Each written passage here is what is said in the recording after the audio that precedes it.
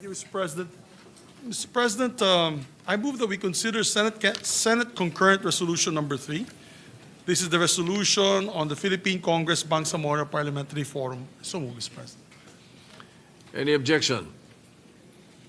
Hearing none, consideration of Senate Concurrent Resolution Number 3 is in order. The Secretary will read the title of the resolution without prejudice to inserting into the records the text of the said resolution. Concurrent resolution reconstituting the Philippine Congress Bangsamoro Parliament Forum pursuant to Article 6, Section 3 of the Republic Act No. 11054, otherwise known as the Organic Law for the Bangsamoro Autonomous Region in Muslim Mindanao. Thank you very much, Mr. President. Before we act on the matter, we'd just like to recognize some members of the BARM are here today. We have MP, Member of Parliament, Dr. Hashemi Nur Dilangalan of Maguindanao del Norte and MP Rasul Ismael of Cotabato City in Maguindanao del Sur. We'd like to wait for the sponsor of the measure, Senator Lauren Legarda. May I ask for a minute suspension, Mr. President, that she may sponsor the measure. We just wait. Session is suspended.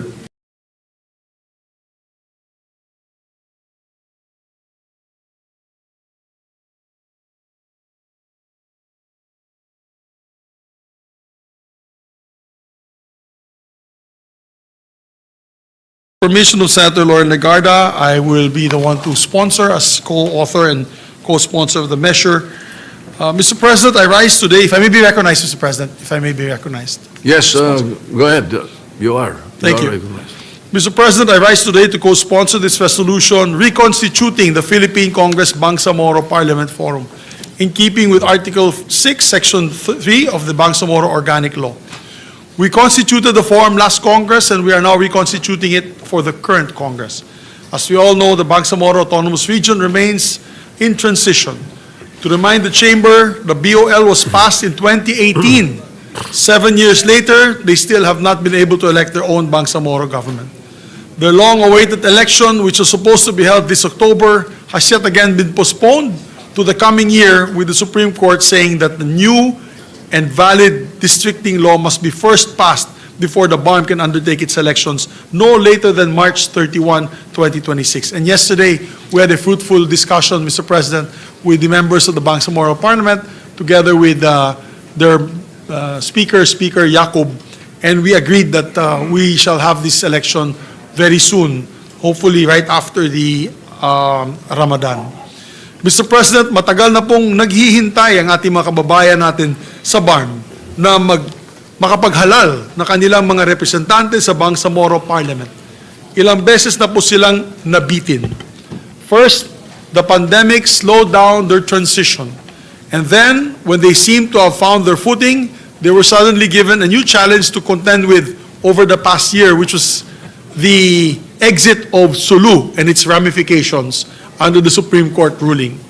In light of this, it is of utmost importance that we reconstitute the Philippine Congress Bangsamoro Parliament Forum immediately so we can strengthen coordination and cooperation among our parliamentarians and ensure the proper implementation of the Bangsamoro Organic Law, which I authored and sponsored. The BOL is a landmark piece of legislation, but like any law, it is only as good as its implementation. And so we want to work with our counterparts in the Bangsamoro Parliament to discuss legislative ways forward, especially given Sulu's exit from the region, leaving empty parliamentary seats in its wake. We knew this would cause problems in terms of districting and parliamentary allocation, so we have to get together and solve them under the Philippine Congress Bangsamoro Parliamentary Forum. Once again, maraming salamat sa ating mga senador at sa Senado at sa ating bansa. We hope that we can pass the soonest and elect members of this forum so that we can discuss legislative on a legislative agenda, especially on the rescheduling of their elections under law. So once again, maraming salamat, Mr. President. Thank you, the Majority Leader. Yes. Thank you. We'd like to also recognize the chairman on the Committee on National Defense Peace and Reunification, no other than Senator Lauren Legarda. Senator Lauren Legarda is recognized. Thank you, Mr. President. Distinguished colleagues, I rise to sponsor concurrent resolution number 3, reconstituting the Philippine Congress Bangsamoro Parliament Forum, or PCBPF,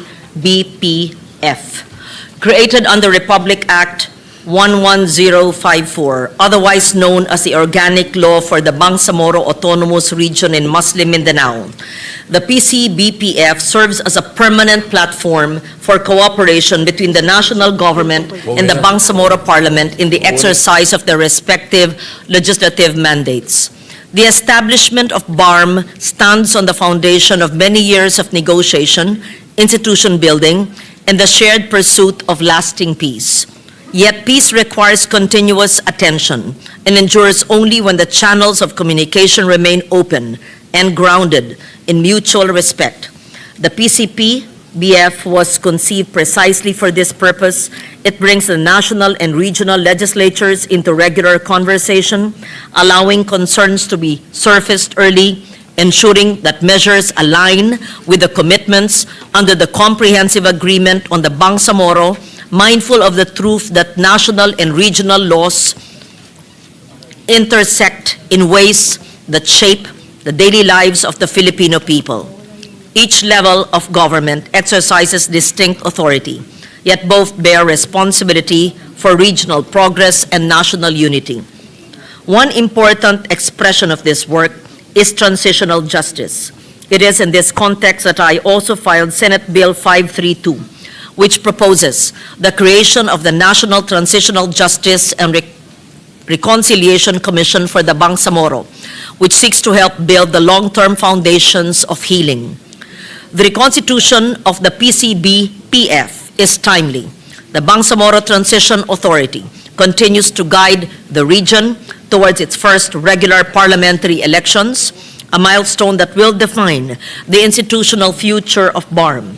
As this transition enters a decisive phase, the national government must remain fully engaged, providing BARM the space to strengthen its institutions while ensuring coherence with the broader national legal framework and offering support with clarity and timeliness whenever it is needed.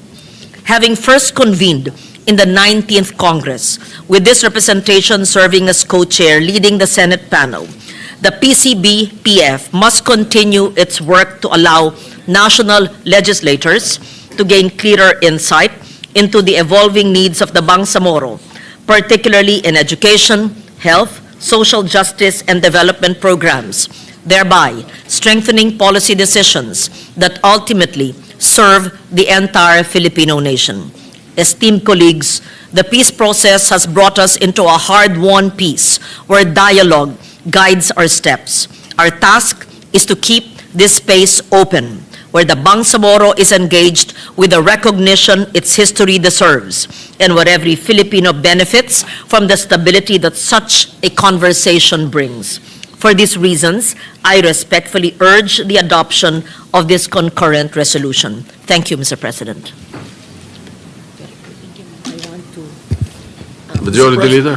Mr. President, for the record, we'd like to insert the co-sponsorship speech of Senator Robin Hood Padilla, Mr. President, for the record. So inserted into the records. And I believe Senator Erwin Tulfo would also like to manifest his support. Likewise, Senator Erwin Tulfo.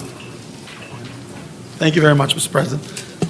Also, we'd like to recognize Senator Rison Taveros, who was also very active with us during the passage of the Bangsamoro Organic Law, which we passed during your presidency, Mr. President.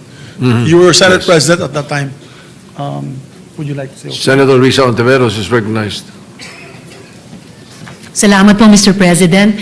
Gusto ko lang pong maikling i-manifest yung pagpapasalamat ko kay Senator Lauren Legarda sa pag-sponsor ng concurrent resolution na ito, na gaya nga ng sinabi ni Majority Leader, ipinasa natin sa pamumuno niya nung panahon ng nauna pa kayong naging Senate President. Napaka-importante po na itong, sabi nga ni Senator Lauren, hard-won peace, itong hiyas, this pearl of great price, that both the MILF and the Bangsamoro Regional Government and our national government have won much more than through the battlefield the past centuries and the past decades, itong nakaraang mga taon ng negosasyon para sa kapayapaan, para sa regional governance, at para sa regional development sa konteksto ng pambansang demokrasya at pambansang kaunlaran. I pray that through the further leadership, that this concurrent resolution will sustain through that Bangsamoro and national government body na patuloy na kumilos ng timely, sama-sama ang national at regional governments sooner rather than later para i-consolidate at hindi hayaang manghina yung mga tagumpay na at yung pagtitiwala sa isa't isa na nakamit na ng national at regional governments sa isa't isa, alang-alang sa mga sambayanan ng Bangsamoro at ng buong Republika. Maraming salamat, Mr. President. Thank you. Before we Thank you, Senator De Veras. act further on the motion, Mr. President, we have also present Deputy Speaker Lanang Ali Jr. is with us today. Deputy Speaker. So, Welcome to the Senate. thank you. And Mr. of course, when we passed this, and I signed it, I was Senate President, and my President pro tempore was Senator Ralph Recto, Yes. who is now present in the hall. So welcome back to the Senate, Secretary Ralph Recto. Thank you, Mr. President. Actually, he was very helpful in passing the measure because he helped us when it came to the issues of block grant, on fiscal autonomy. All his inputs were invaluable in the passage of the measure, Mr. President, and we'd like to thank the good secretary. Mr. President, we do not have any member who wishes to interpolate or propose amendments of the measure. I move that we adopt concurrent resolution number 3, subject to style. So move, Mr. President. Any objection? Chair hears none. Concurrent resolution, or Senate concurrent resolution number 3, subject to style, is hereby adopted. Thank you very much. Mabuhay po ang BARM, mabuhay po ating BOL. Moving now to the next item on the agenda, Mr. President, I move that we consider or resume consideration on House Bill number 4058 under Committee Report number 18. This is the General Appropriations Bill, Mr. President. Any objection? Chair hears none. The motion is approved. We are, Consideration of Committee Report 18 is in order. thank you, Mr. President. The parliamentary status is we're in the period of interpellation.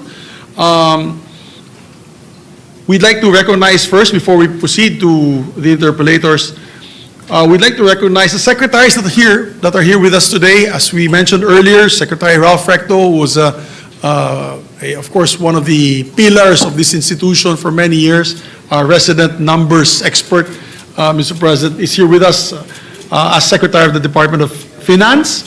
We have also with us Secretary Amina Pangadaman of the DBM. She's here with us. Hi, Amina. We have also with us, of course, being the father of the DepDep as a sponsor and co-author, we have with us Sir R.C. Balisacan. He's here. Sir R.C. Deputy Governor Zino Abenoja of the BSP is here as well as the representative officials and staff. So, Mr. President, let us now recognize, with your permission and the permission of the body, the sponsor of the Committee on Finance, no other than the distinguished senator from Valenzuela, Senator Sherwin Gatchalian. Senator Sherwin Gatchalian, the chairman of the Committee on Finance, is recognized. Thank you, Mr. President. And before we begin, Mr. President, I'd like to apologize for the agencies that are here. We were scheduled to start our plenary debates at 1 p.m., but due to some urgent matters during the caucus, we had to delay a bit. But I welcome the presence of our secretaries here, Secretary Recto, Secretary Pangandaman, and Secretary Balisacan. So, Mr. President, scheduled this afternoon is the plenary debates on the general principles of the budget, Mr. President. So we're ready to take in questions, Mr. President. We have a list of interpellators.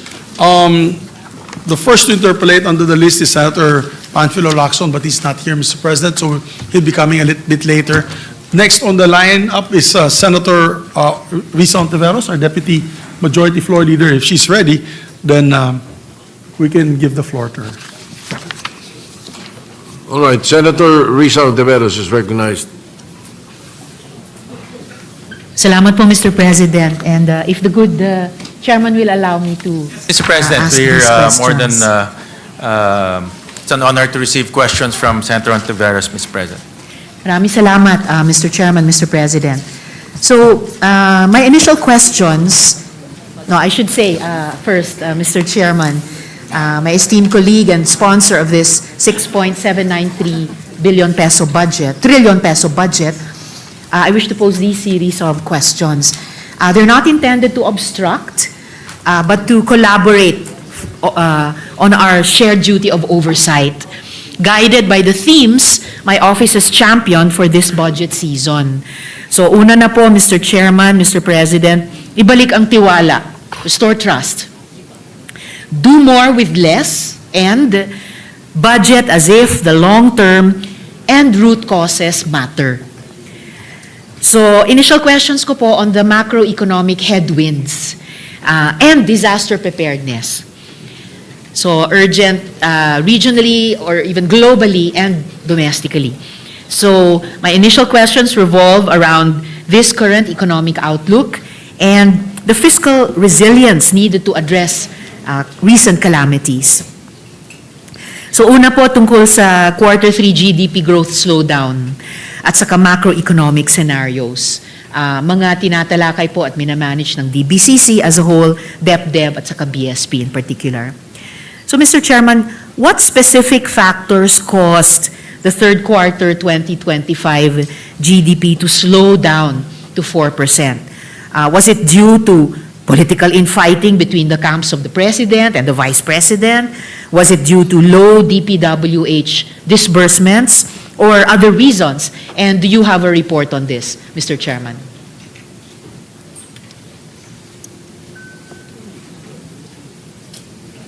But, Mr. President, thank you very much for the question, Senator Risa.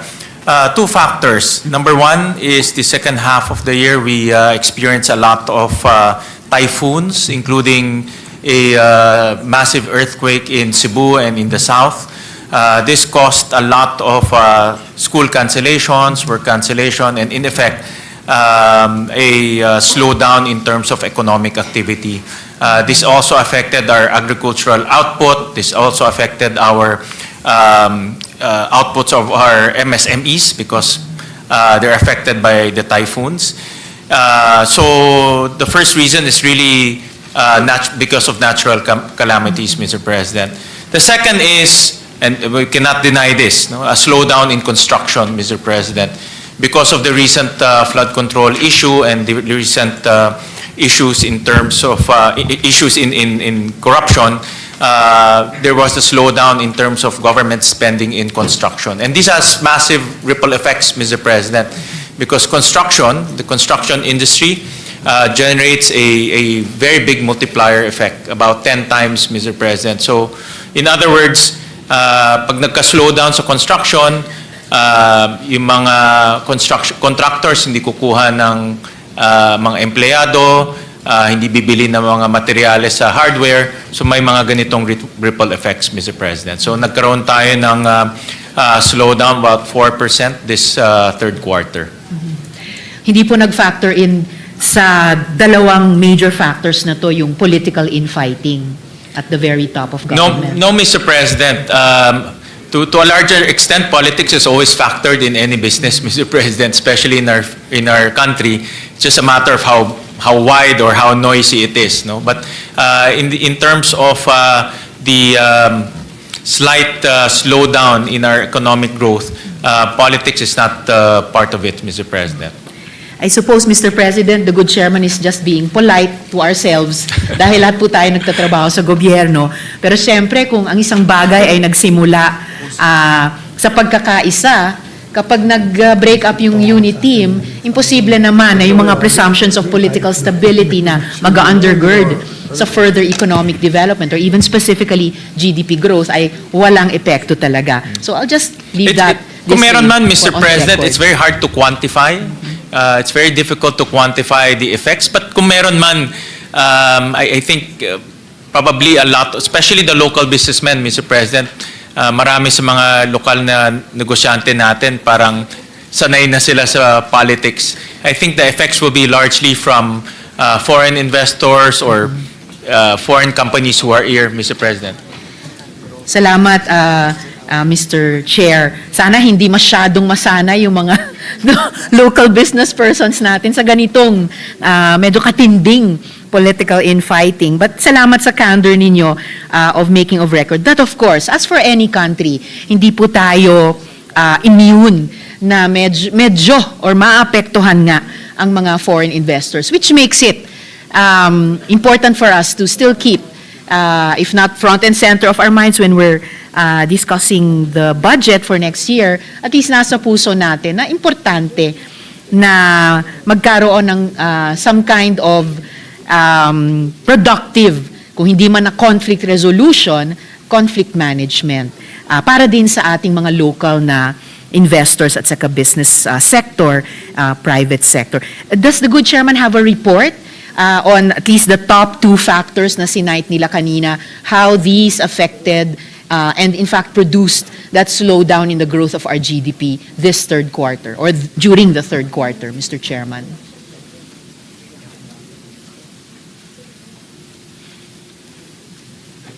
Mr. President, I saw this report from SGV. This is their Philippine macroeconomic update. I was actually reading the report. For example, in Q3 2025, construction contracted by about 0.5%, Mr. President. So just to give you context, for Q3 2024, it grew 9%. In Q2 2025, it grew 2.1%. So construction in the past is one of our economic drivers and growing at a very fast pace. But because of what's happening in Q3 2025, it contracted by 0.5%. And that affected our economic growth, Mr. President.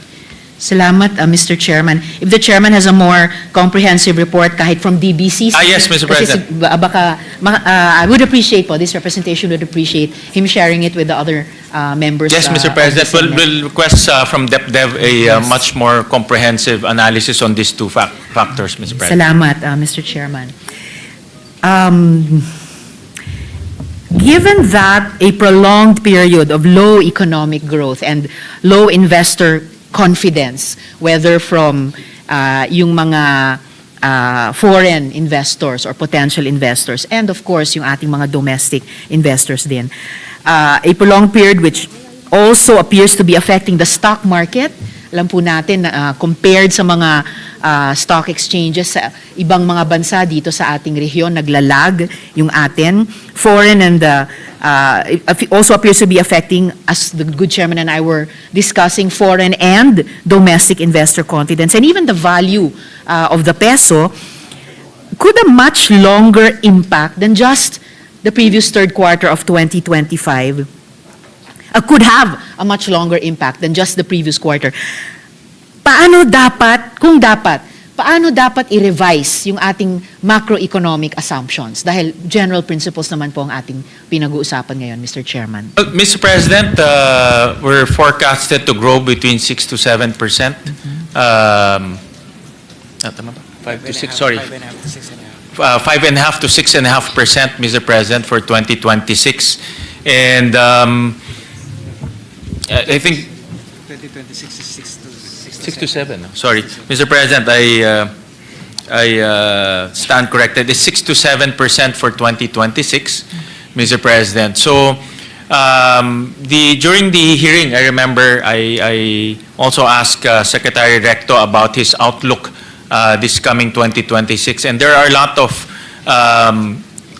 external headwinds that our country will be facing in the next few months. One of the biggest will be the trade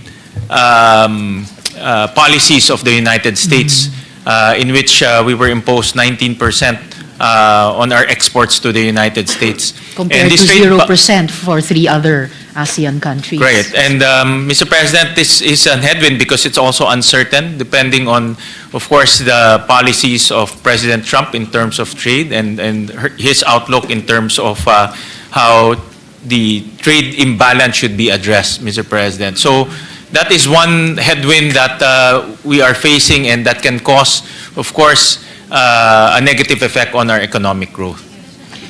So given that, Mr. Chairman, medyo malayo yung yung ambisyon nating italon mula sa previous quarters 4% GDP growth rate. So gusto nating lumundag by at least 50% to 6 to 7% by 2026. Sorry, 5 to 6%. Oh, sorry. Yes, Mr. all right. President, I will stand corrected. Okay, thank you, Mr. Chairman. So 5 to 6% for next year. So that's still at least a 25% jump mula sa hindi nating inaasahang 4% lamang na GDP growth rate nung nakaraang quarter.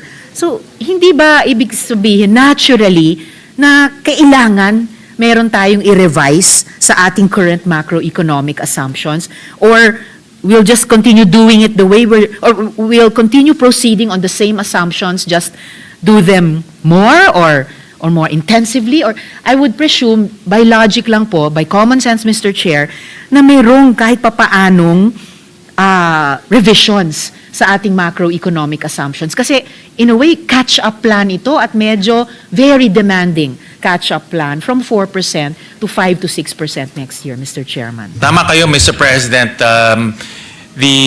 Talaga magkakaroon po ng pagbabago sa forecast natin until end of the year.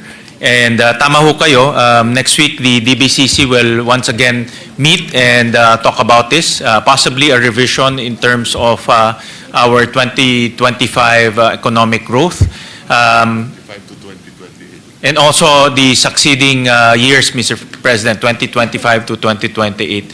So, Mr. President, there are a lot of factors that we cannot control. No? For example, in dalawang bagyo, no? Si Bagyong Tino and Bagyong Uwan, na dumating sunod-sunod, and we saw the devastation that the two typhoons created in our country. The earthquake, Mr. President, also created a lot of aberration in terms of economic activity in the South. So all of this will be reviewed and discussed during the DBCC meeting next week. At least, Mr. Chairman, I'm glad to know na magmi-meet na nga ng maaga ang DBCC para i-review itong mga macroeconomic assumptions. And confident naman ako na malakas ang intensyon natin dito sa Senado to pass, aside from the most transparent and accountable, the most responsive and proactive budget possible that we can produce, of course, together with the House, para sa 2026, na kung hindi man natin ma-anticipate yung harinawa, i-share din ng DBCC sa atin after their meeting next week in terms of revised macroeconomic assumptions. Moving forward in the next few years, sa pamamagitan hindi lamang ng Senate Finance Committee, pero halimbawa ng LEDAC, na pwedeng i-align yung revised macroeconomic assumptions ng DBCC or particularly ng DepDev at yung continuing na legislative work natin dito sa Senado, including in terms of the annual GAAS, para for one, to support yung pag-achieve nung mas mataas na growth rate ng GDP ng ating bansa sa mga susunod na taon, Mr. Chairman. Mr. President, Secretary Recto mentioned to me, and the economic managers also are in unison on this, that part of this might not be an economic policy, but part of the confidence building and bringing trust to the government is making sure that people who are involved in that flood control corruption will be put to account, and also will be held into account, and also make sure the government will make sure that they will be put in jail, filed cases and put in jail before the end of the year. Part to ng confidence building, Mr. President, because if you talk about bringing trust to the government, it's not only the trust of our people, but trust of the business community. No? Thank you for that. Thank very much, And Mr. Chairman. Secretary Recto mentioned to me that that is an assurance to the Filipino people that justice will be served and people will be put in jail before November 30. before November 30. Yun po ang kanyang time frame, Mr. Bumilis ang President. timetable, Mr. Chair. No, filing Kanina umaga cases narinig siguro. natin before the end of the year or Well, before sabi niya, Christmas. Mr. President, Ngayon, may before the end of the makukulong month. before November 30. I see, I see. So he said it in very confident manner, Mr. President. So, I understand, Mr. So that's in Chairman. the next 15 days, meron hong makukulong. I see, Mr. Chairman. And And we again, welcome that, Mr. President, because talagang wala hong matututo kung walang makukulong eh. At mauulit lang ho to kung hindi ho makukulong talaga. At mawawalan po ng kumpiyansa ang business community, ang mga investors sa atin kung hindi ho natin gagawin to. And also consumers, Mr. President. And most importantly, taxpayers. No, kasi masakit ho talaga sa mga taxpayers natin na nakikita yung buwis ho nila nasasayang. Kaya it's also an economic policy to hold people to account. No? So by November 30, the economic managers assuring us that people will be put in jail. I 100% support, Mr. Chairman, yung mga sinabi ni Mr. Chairman na what are at stake dito sa usaping ito. And I thank the good chairman for stating that accountability itself is in a way an economic policy or a guideline or a foundation for our economic policies. And salamat sa chairman for affirming yung isa sa mga tema na sinabi ko ngang dala ko sa aking isip at puso dito sa pag-interpellate sa ating budget. Yung usapin ng ibalik ang tiwala. As an aside, I recall that was also cited by Senator Kiko Pangilinan when he was co-sponsoring his and the Senate President's resolution, or rather bill, on really giving teeth by force of law dun po sa Independent Commission on Infrastructure na importanteng buuin ulit yung nabasag na pagtitiwala ng ating mga mamamayan sa gobyerno, and as he also said, na magbuo ulit ng isang bagong kasunduan or bagong covenant, no? Hindi naman bagong tipan kasi sa Biblia lang yon, pero isang bagong relationship of trust between government and the people. Siyempre, kasama na po bawat taxpayer, kasama na rin yung private sector na isa sa tatlong mahalagang bahagi ng ating lipunan. So maraming salamat, Chairman, para sa sagot na iyan at mga affirmation na iyan. So lastly for this topic, Mr. President, Mr. Chairman, I know that DepDev and the BSP have economic models. Pwede nyo bang inarate, Mr. Chairman, inarate sa atin ang isang low scenario or kahit worst case scenario? Specifically, ano pong mangyayari sa debt to GDP ratio at ano pong mangyayari sa underemployment sa ganyang low or worst case scenario? Anong mga sektor ang likely maapektuhan, no, at saang mga rehiyon? We can also return to these later today or tomorrow when the good chairman is ready to present an analytical report. But initially, ano po ang mga thoughts ng good chairman sa ganitong mga tanong, Mr. President?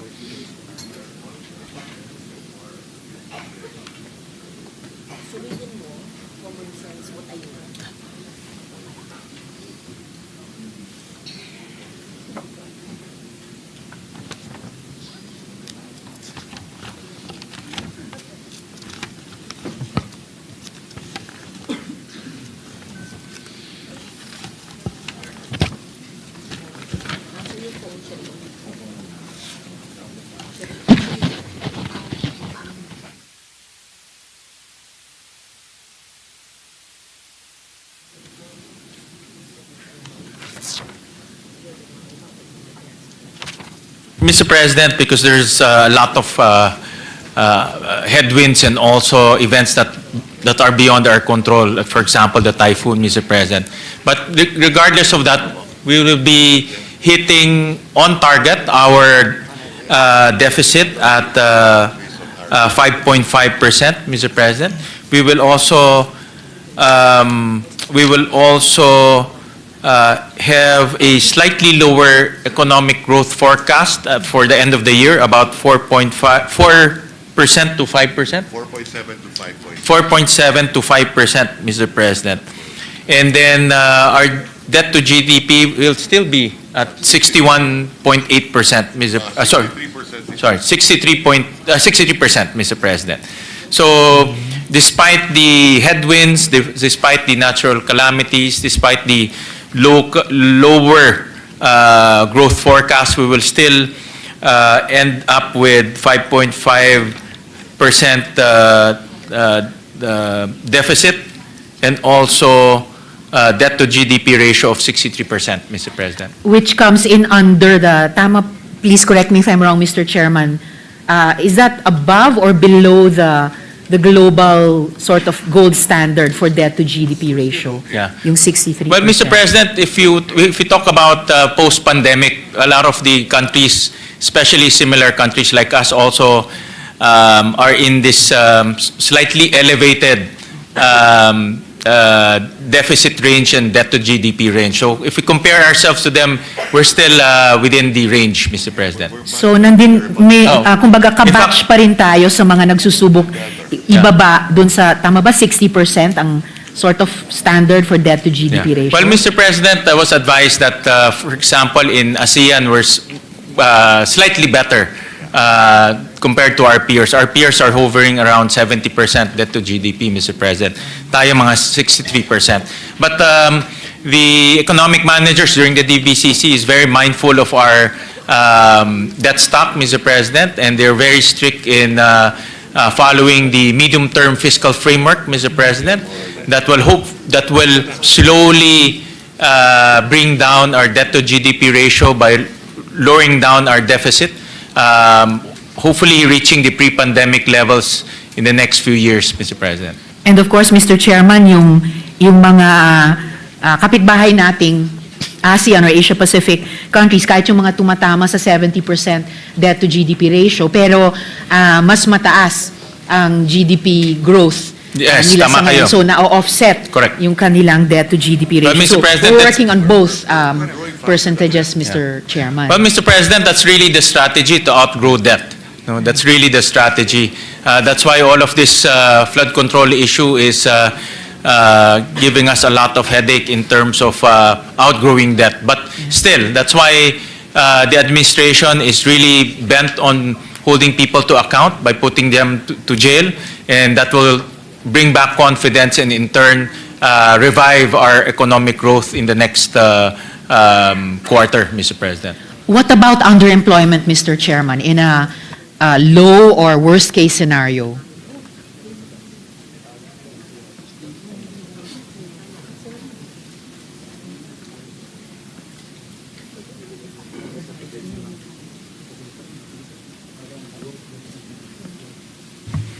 Mr. President, our unemployment is about 3.8%.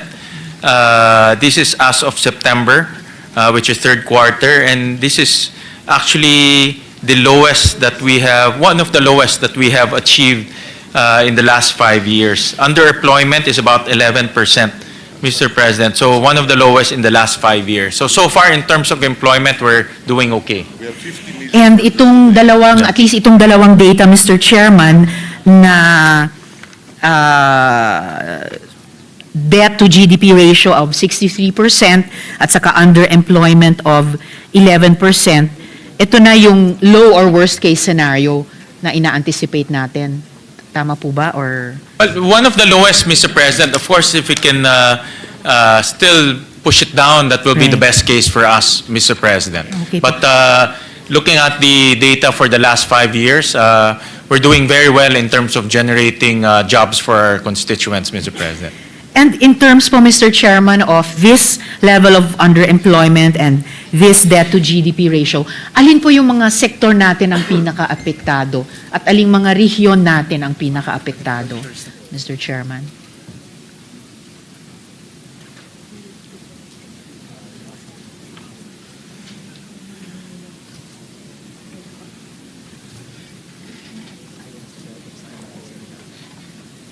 Well, Mr. President, I was just conferring with Secretary RC. Agriculture remains to be one of the lowest in terms of output, in terms of growth. And that has been a challenge for us for many, many years, especially now, no, Mr. President, because of the typhoons. So in terms of region, is that the Visayas region is experiencing a lot of growth aberrations. Region 5, 6, and Region 6, 7, and 8, Mr. President, including the Bicol area, Mr. President, because dyan pumapasok yung bagyo. So 5, 6, and 7, and 8, Mr. President, are the areas that are experiencing aberration in growth, Mr. President. And hearing these data, Mr. President, Mr. Chairman, so lalong lumilitaw na yung importansya ng inputs, hindi lang sa development planning, pati sa budgeting ng mga regional development councils natin sa ilalim ng DepDev. In terms of underemployment and in the agricultural sector, though I'm sure Senator Pangilinan will be asking even more about this than me, kaya napaka-importante yung mga programa, yung mga priorities na ina-advocate ng ating mga kasamahan dito sa Senado in terms of really and also because of a third factor, yung pinapakita na underemployment demographically seems to be higher and higher in the demographic of college students and college graduates.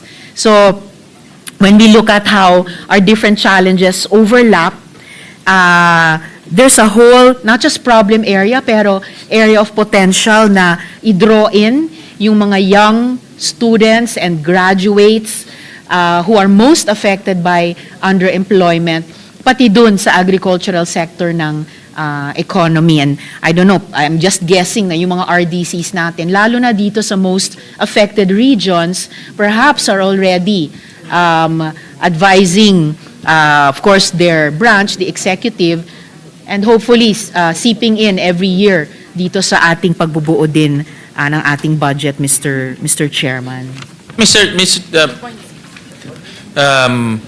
Thank you, Senator Risa.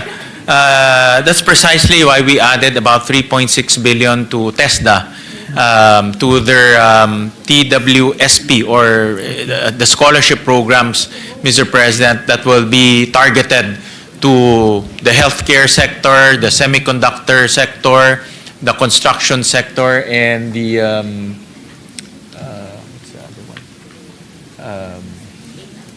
the growth of artificial intelligence, Mr. President. So 4 sectors, specifically in the budget that we have actually we didn't identify it. It's the private sector advisory council that identified it and suggested that we should put scholarship in those very targeted sectors so that we can address the mismatch and address the future needs of our country, Mr. President. Of course, Mr. President and Mr. Chair, I welcome any additions to our technical and vocational training in these different sectors, although wala po akong narinig na agriculture, but the chairman may wish to comment on that point more sa plenary debates natin on the DA budget. Yes, Mr. President. Salamat, Mr. Chairman. I'll move now to my next topic on post-disaster rehabilitation and the need for a resilient budget. So ito naman po dun sa shop ng DBM, ng DepDev pa rin at ng DOF. So nagdeklara si Presidente ng state of calamity for 1 year. I understand that this will affect the procurement of the remaining 2025 programs and projects. Ibig po bang sabihin nito na pati yung 2026 GAA, once inaprubahan po natin, mako-cover din sa ilalim ng proclamation and emergency procurement? Kasi kung ganon, anong mga safeguards ang in place para siguruhin na hindi aabusuhin ang emergency procurements, Mr. Chairman?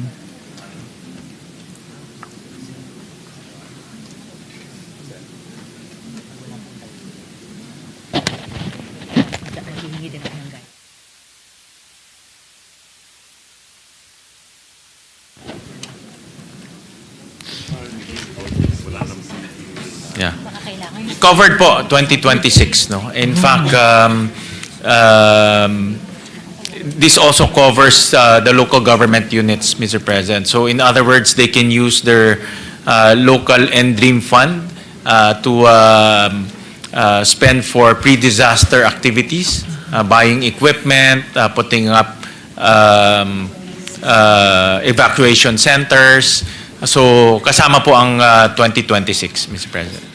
Kung ganon, Mr. Chairman, paanong hindi aabusuhin yung emergency procurements? Ano pong safeguards na meron na tayo? Because we don't, on the heels of itong pinaghihirapan nating i-resolve na at huwag maulit na flood control scandal, ayaw din nating maulit yung Pharmaly scandal, halimbawa, nung panahon ng pandemya, Mr. Chairman.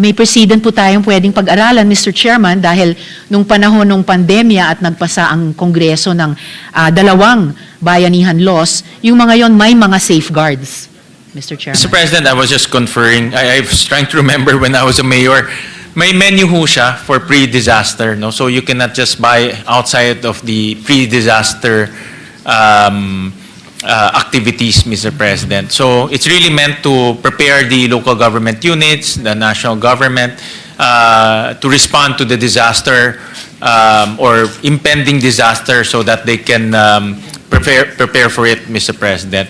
So may menu siya, that's the first safeguard. Second is the Commission on Audit also will make sure that the prices as well as the items that will be bought are in line with that menu, Mr. President. So dalawang safeguards to make sure that hindi naman ho siya maabuso. In ordinary times, Mr. Chairman, sapat na kahit itong dalawang safeguards lang. Menu, tapos syempre yung pag-audit ng COA.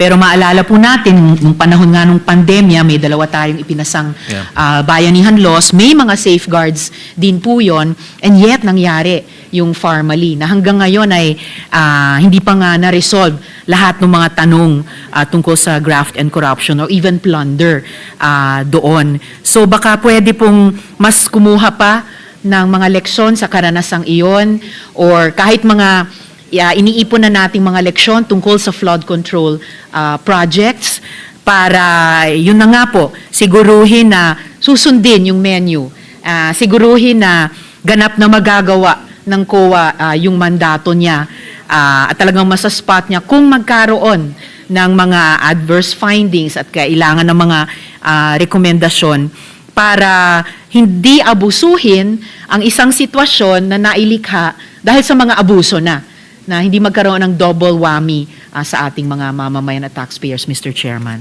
Thank you, Senator Risa, for that very important reminder, Mr. President, and also very important point that you made so that the government, local governments, national government will not abuse this mechanism of allowing them to buy without any bidding for pre-disaster purposes. Or any LGUs for that matter, Mr. Chair. For LGUs for that matter. So, I was advised by the Secretary of DBM that we will also come up with a GPPB resolution to make it more targeted, Mr. President. So, gagawin pa nilang granular yung pwedeng bilhin ng mga LGUs. At they will also come up with a sort of like a indicative price for those items, Mr. President. So, hindi siya pwedeng, let's say, bibila sila ng, let's say lang, cement bag, no? Or yung pang-cover ng mga baha.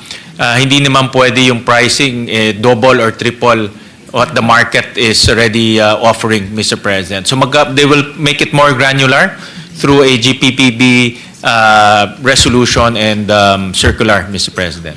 Salamat, Mr. Chair. That's even better kung magwe-weigh in din Yeah, ang so meron ng pre, GPTV hindi lang dito. post, Opo. kundi may pre-guidance na rin, Mr. Right. President. And in this way, Mr. Chair, nararamdaman ko na we're learning lessons from different experiences at applying lessons in one particular experience dun sa mga iba pa moving forward. So that's For that reminder, Mr. Chair. President, napakaganda po at timely yung reminder na yan kasi ayaw na ho natin maulit yung sa family, which you were very active in that investigation. Kasi nga, nakikita kasi ng mga iba, kung maluwag ang gobyerno, maabuso, no? Inside and outside of government. So it's a good reminder, and the DBM is listening and they will act accordingly, Mr. President. Salamat para doon, Mr. Chairman, at sa DBM din.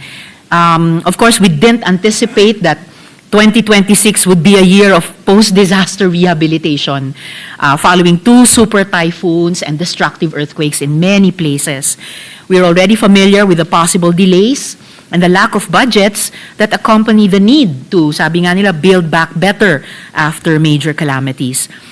For instance, Mr. Chair, kakailanganin po ba nating i-augment yung NDRRMC budget para sa 2025 at baka i-triple o kahit i-quadruple yung NDRIMC budgets para sa 2026?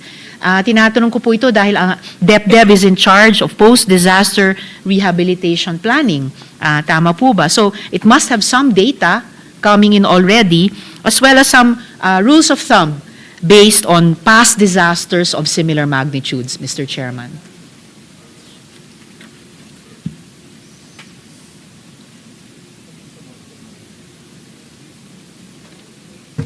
Mr. President, in the Senate version, we have approximately 46 billion to respond to disasters, 28 billion under the NDRRM fund, 16 billion under the QRF, and 1 billion for insurance premium for government assets, Mr. President. In fact, in the QRF, dinagdagan ho natin to, Mr. President, ng almost around 7 billion, Mr. President. Under the GAB, it's only 9 billion. In the Senate, we increased it to 16 billion, Mr. President, precisely to anticipate for this type of weather disturbances in 2026, Mr. President. At ito po bang 46 billion, Mr. Chairman, ay multiplication nung NDRIMC budget for 2026? For 2026, Mr. President, the NDRIM fund is 20... for 2025, it's 21 billion. For 2026, it's 28 billion, Mr. President. So tumaas siya, Mr. President. Okay. About 7 billion. By about 7B. Tripling ba yon or quadrupling ng budget or hindi naman? Hindi Para naman, sa Mr. NDRIMC? President. Just increase lang natin about 7 billion, Mr. President. Which is what percentage po of the... 30%, yeah. About 30%. 30% increase. Okay. So hindi kinaya na kahit i-double, dinagdagan po natin by 30%. Meron ho kasing QRF rin, yung Quick Response Fund, which is sa 2025, it's 7 billion.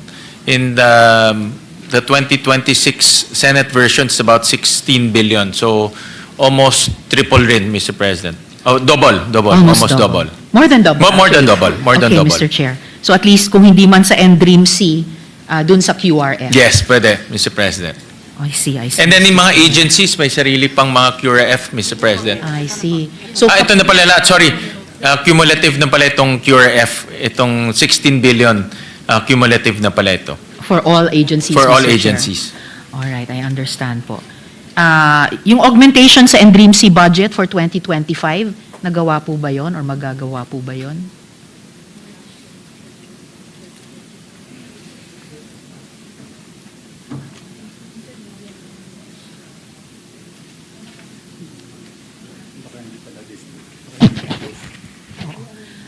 Tinatanong ko lang po, Mr. Chair, dahil baka naman hindi pa ubos Mr. and President- naabutan itong mga super typhoons. Yeah, at tama ho mga kayo. lindol. Hindi pa siya ubos. I was advised the latest count for the Dream Fund is about 2 billion, Mr. President. May balance ng 2 billion pa, Okay. Mr. President.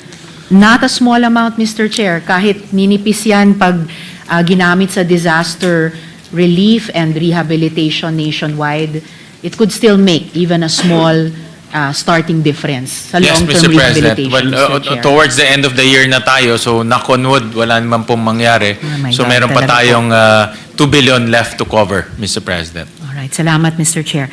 Huling tanong ko po for this round, Mr. President, Mr. Chair, para magsususpend muna ako to give way to other colleagues na gustong magsimulang mag-interpellate sa general principles. Ano po yung, ballpark figures for damage and loss at ballpark figures for rehabilitation costs para sa 2026. We're looking here, Mr. Chairman, for estimates based on a rapid recovery plan. By rapid, 3 years po. So yung remaining term ng administrasyon aimed at bounce back and increased resiliency in drainage, urban spatial systems, syempre infrastructure repair, insurance coverage na nabanggit na rin ni Chair in the previous question, and income support. If the good Chair doesn't have these available, at least po I would appreciate some key empirical insights so that we can discuss these thoroughly as we amend the budget, Mr. Chair. But Mr. President, I was advised that the Dream Council, who's estimating? OCD ba? The OCD is still in the process of collating all the information, Mr. President, and they want to make sure that they have the accurate numbers, Mr. President. So in a matter of a few weeks, we will get that final number and we can submit it to Her Honor so that she will be guided. So, but as we speak, Mr. President, the DBM has already allocated some amounts for response as well as reconstruction, Mr. President. But the final number will come in the next few weeks, Mr. President. Salamat, Mr. Chair. And meaning, papasok sa atin bago tayo mag-finalize ng Yes, Senate Mr. version. President. Malalaman na natin ng yung DAA. final number. And ibabangga natin yan to the existing Yes. proposal for 2026, Mr. President. Salamat, Mr. Chair. And would the Chair know kung nag-formulate na rin ang OCD ng some kind of a rapid recovery plan over the next 3 years or so?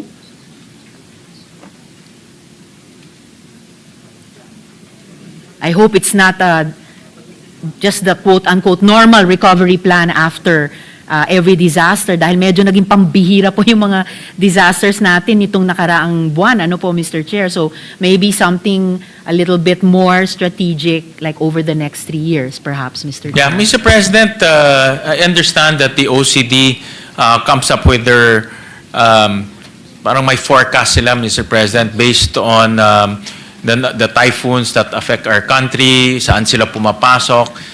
Even each agencies will have their own estimates on potential damages, for example, in agriculture. Senator Kiko will know more about this.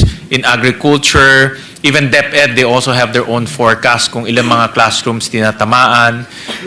Also for DPWH, ilang mga facilities normally nasisira. So they have forecast, but of course, it's very difficult to predict, especially from natural calamities because lalo na ngayon, lumalakas lalo yung calamities at nasa south na siya ngayon instead of normally in the north. No? So, but then again, they have forecast and they use some form of modeling, Mr. President, to come up with that cost.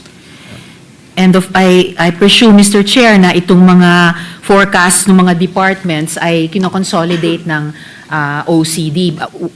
As unpredictable as Yes. the climate has become, one thing for sure, darating at darating talaga yung mga disaster. And another thing we can be sure of is that they're unsure in their arrival, their intensity, the location, etc. But kung, as we were discussing earlier, Mr. Chair, kung yung mga leksyon natin sa ongoing investigation natin sa flood control programs and projects, hindi man natin ma-predict with 100% accuracy yung mangyayaring mga natural disasters, pwede po nating iwasan yung mga human-made disasters at pahusayin yung ating disaster preparedness at lalo na pahusayin yung transparency and accountability sa ating infrastructure and overall development planning.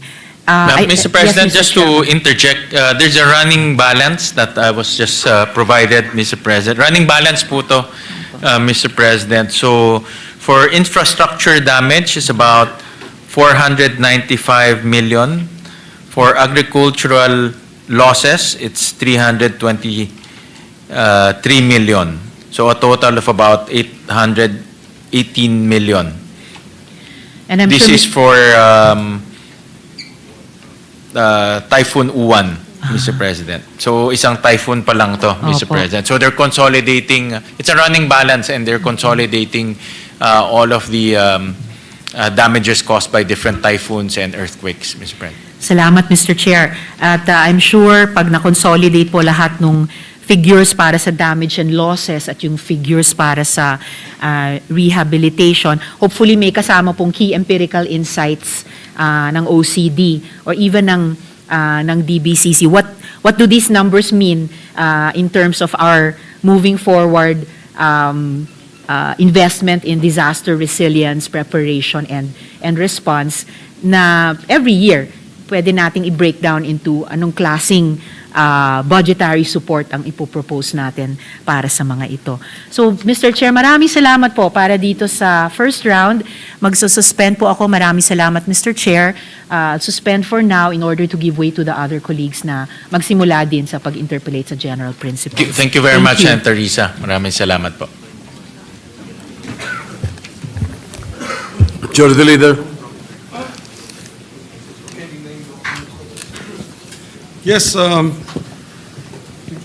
actually, Mr. President, just to read the names on the list so that we can follow the list.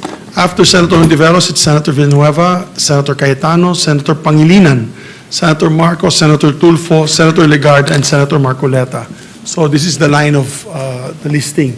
So anyway, some are not here, so maybe we can jump into those that are already here.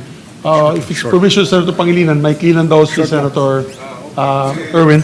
And then maybe after Senator Erwin, we can give in to Senator Marcoleta and then to Senator Pangilinan. Sure. Oops, sorry. So you're seeking the recognition of Senator Erwin Tulfo? Yes, with the permission of the body. To And then continue. after that, I will now Continue discuss with with the the two gentlemen interpellation, who will go yes. ahead. But All right. Senator Erwin, Senator Erwin Tulfo is recognized. You may proceed. Thank you, Mr. President. Before I start my interpellation, I'd like to thank the Committee on Finance for sponsoring this important measure. Sabi po sa President's budget message, let us work together to realize the full potential of our nation. I support the President's budget message. I will be short, Mr. President, and I will give way later to the next interpellator. I only have 3 questions. 6.7 trillion for 2026 national budget, Mr. Chair. What assurance or guarantee can you give the public that is watching right now sa kanilang mga tahanan, opisina, that this 2026 national budget, there are no more pork barrels or budget for kickback, na ito po ay talagang lean, mean, ika nga na budget na hindi na po pagkakitaan tulad na nangyari last year and the previous years, Mr. Chair. Maraming salamat sa napakahalagang tanong, Senator Erwin. Kasama po ako na gustong siguraduhin na itong budget na ipepresent natin at aprobahan later on ay lean, mean at corruption-free, Mr. President. And yun po yung naging mga prinsipyo na sinundan ho namin doon sa pagbabalangkas at paggagawa ho nitong budget na ito. So unang-una, sinundan ho namin yung matagal ng advice ni Senator Lacson na bawat project ay meron pong station number.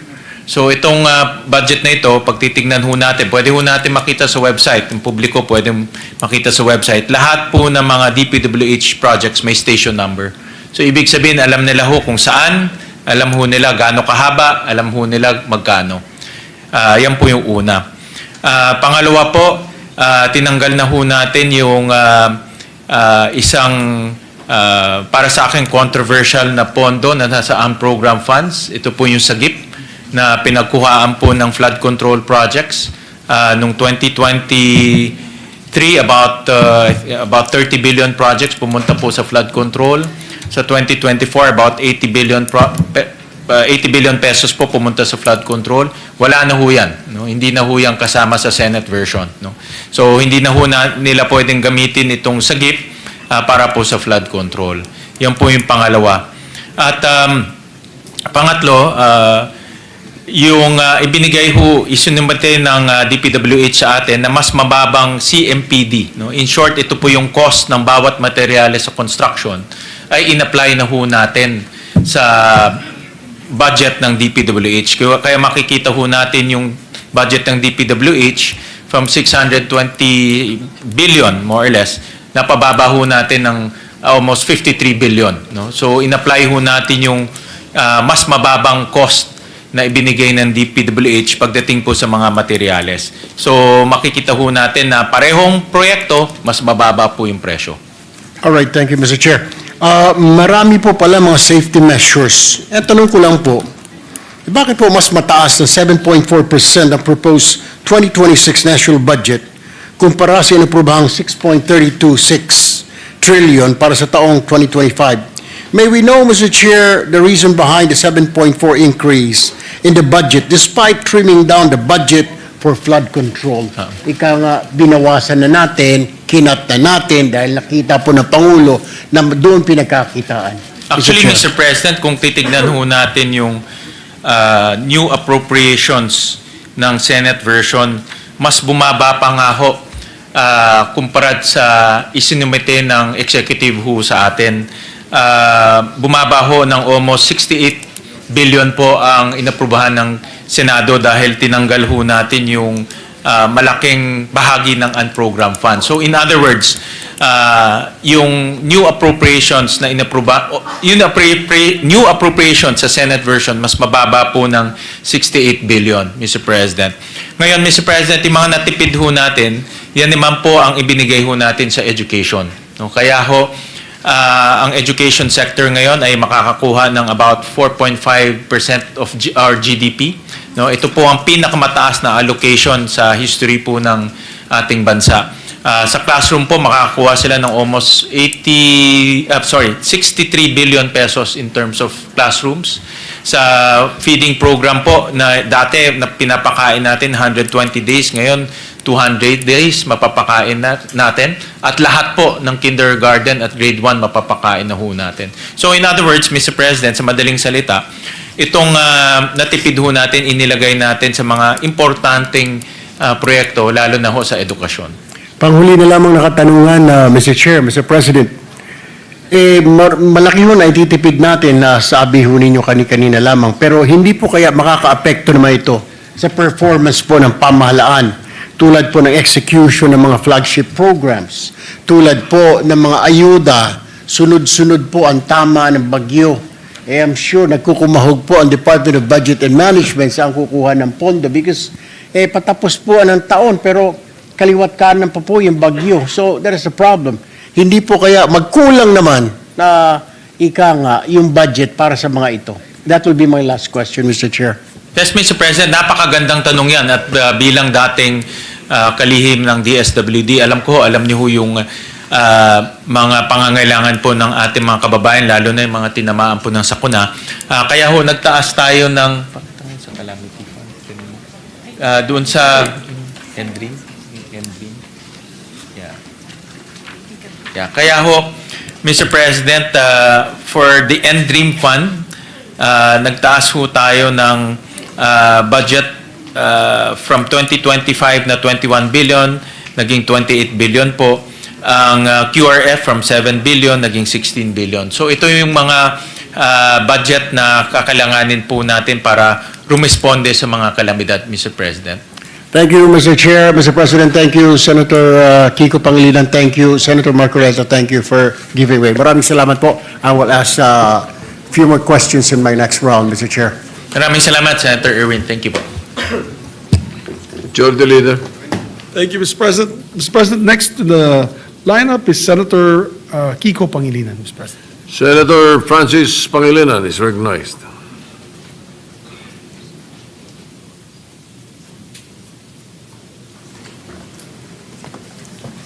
Thank you, Mr. President. Thank you, Majority Leader. Thank you, distinguished colleagues. We would like to ask a few questions on the general principles to our chairman of the Committee on Finance. And therefore, we can proceed. Thank you, Mr. President. Mr. President, as far as general principles is concerned in the development, the DBCC, I guess it's very clear that the drop in the economic numbers, the GDP growth for the last quarter is very telling. The projected growth was about 5.4? 5.5%. 5.5, Mr. President, But, projected. But the actual number was 4%. For third quarter, Mr. President. Yes. So the average to date is about 5%, Mr. President. Yes, and this third quarter drop is the lowest in, Since the pandemic levels, Mr. yes, President. yes. And therefore, it's a serious cause for concern. In that drop, Mr. President, have we factored in the numbers of the agriculture sector? Because I understand their numbers were much better. Yes? Yes, those numbers factored in the agriculture sector, Mr. President.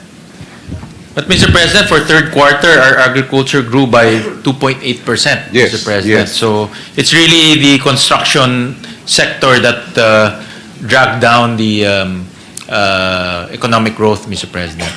Yes, that's correct. The agriculture sector grew by 2.8% in the last quarter. But what is the projection for 2025? What would be the agriculture numbers, barring any major downturn in the economy? Are we projecting a higher increase in GDP contribution compared to last year?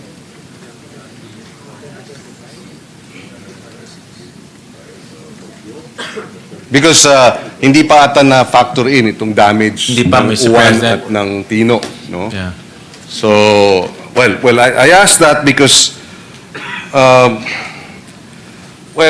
even if, assuming that you do have 2.8% growth for this last quarter for agriculture, and the overall growth of agriculture, we believe, is continues to underperform. Would that be correct? Agriculture contribution to GDP continues to underperform. Yes, Mr. President.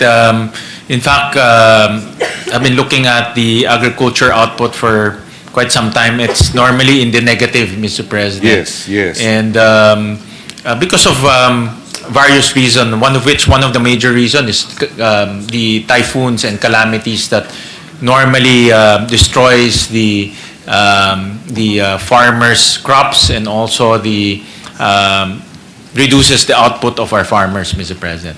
Yes, would you agree that if we spent more in agriculture, government spending in agriculture would somehow address the challenges of its underperformance? Well, Mr. President, spending is important, but why spending? And spending Yes. where it can lead to increase in output, increase in productivity, as well as address probably climate change or the effects of typhoons, Mr. President. So I believe that because of this unpredictable weather changes, we need to make sure that there is some form of some form of shock absorber, Mr. President, so that so that farmers can recover as quick as possible from the onslaught of the typhoons, Mr. President. Mr. President, there's now an estimate for full year 2025, the estimate is about 3%, Mr. President. So actually not bad for agriculture. But still underperforming. I mean, relative to Yes. other countries, for example. I go back to that point of, well, I would like to phrase it as we must have correct spending rather than corrupt spending. Yes, Mr. President, absolutely correct. And the flood control is an example of corrupt spending. No? Now, if correct spending is important so that we can address what we all agree to be an underperforming sector,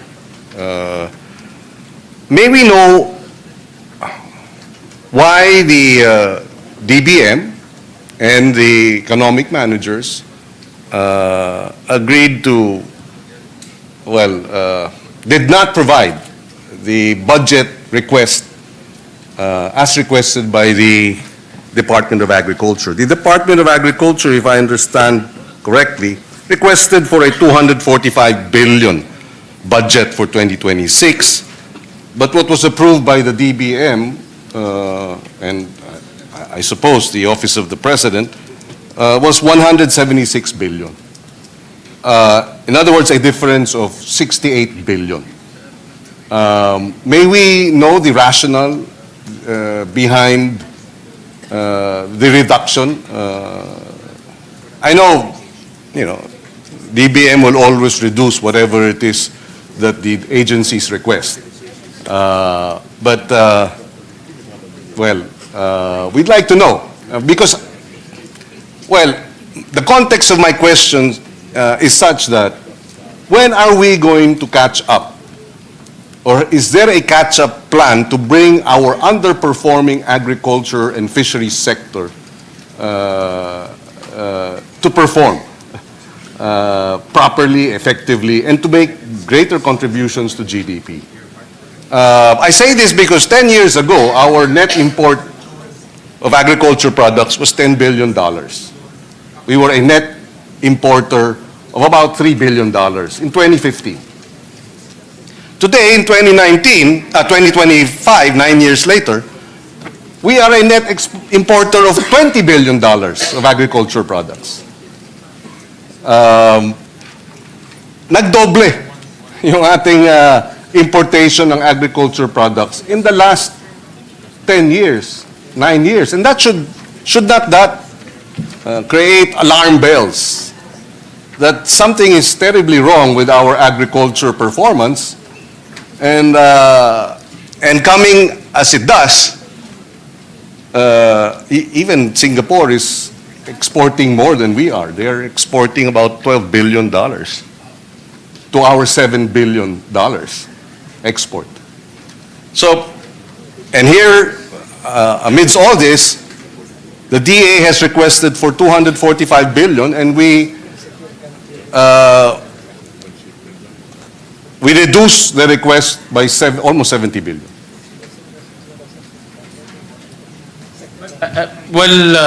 Let me just pull up the data, Mr. President. Well, Mr. President, if you look at the total agriculture and agrarian reform allocation, it's about 256 billion pesos. But I understand you also reduced the DAR budget. I mean, the request of DAR was such, and it was likewise reduced. In other words, I understand you're looking at the total amounts being allocated, but it is still a reduction of what they are requesting. We can make the numbers look larger, but I think in the universe of how much government spending we are undertaking, relative to the region, for example, we're not spending enough. for the record, last year, Taiwan was spent $6 billion for agriculture. And your $250 billion DAR combined would be what? 5? And Taiwan is 23 million.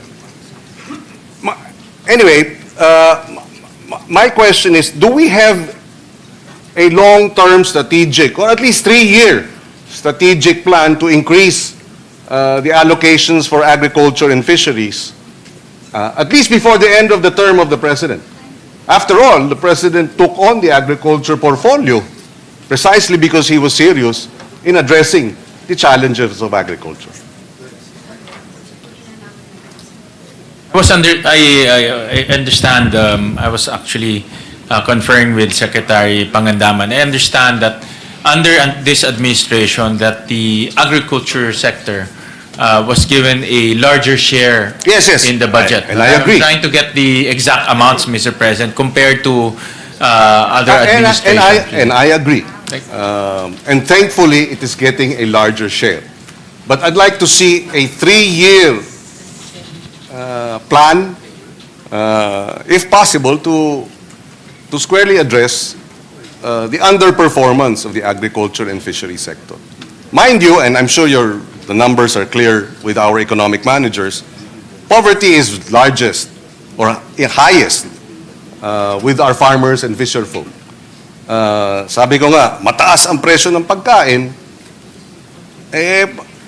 how do we expect it to go down if our productivity is such and our food producers' poverty incidence is double the national average?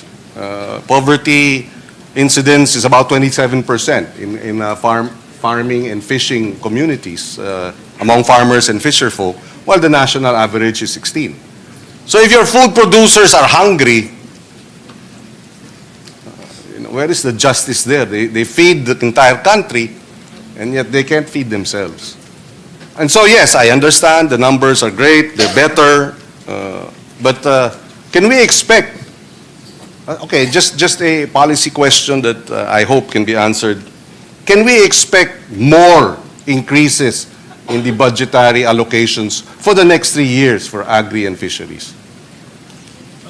Well, Mr. President, if you remember, no less than the President sat as the Agriculture Secretary for, I think, almost a year, Mr. President. And that signals the importance given to the agriculture sector by this administration.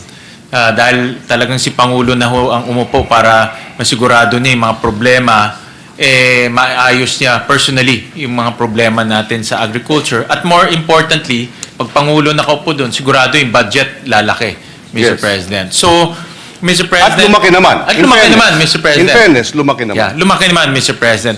As to the long-term, the 3-year or the long-term plan, Mr. President, may I ask the indulgence of His Honor that during the budget of the... Well, you will be defending the Yes. budget of the... I will be defending. But I wanted to hear the side of the economic managers, precisely because the DA asked for X amount, but the DBM and the economic managers slashed it by 70 billion or 68 billion.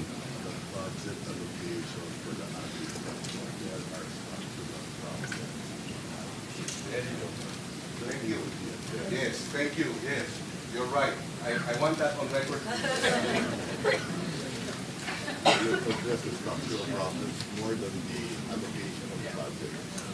Actually, Mr. President, I was conferring with Secretary Recto and the economic managers. The agriculture sector remained to be a core and a key sector for the economic managers, Mr. President. And they do note that the whole agricultural sector needs structural reforms to address the bottlenecks, as well as to make sure that productivity increases in the sector, Mr. President. So, nabanggit ko kanina is spending on the right and efficient programs and projects. That's also the concept that they are implementing, Mr. President, that it's not only spending or the peso amount being allocated to the entire sector, but addressing the bottlenecks and also the structural issues in the sector, Mr. President. Yes. So the economic managers acknowledges that. It's part of their agenda, Mr. President.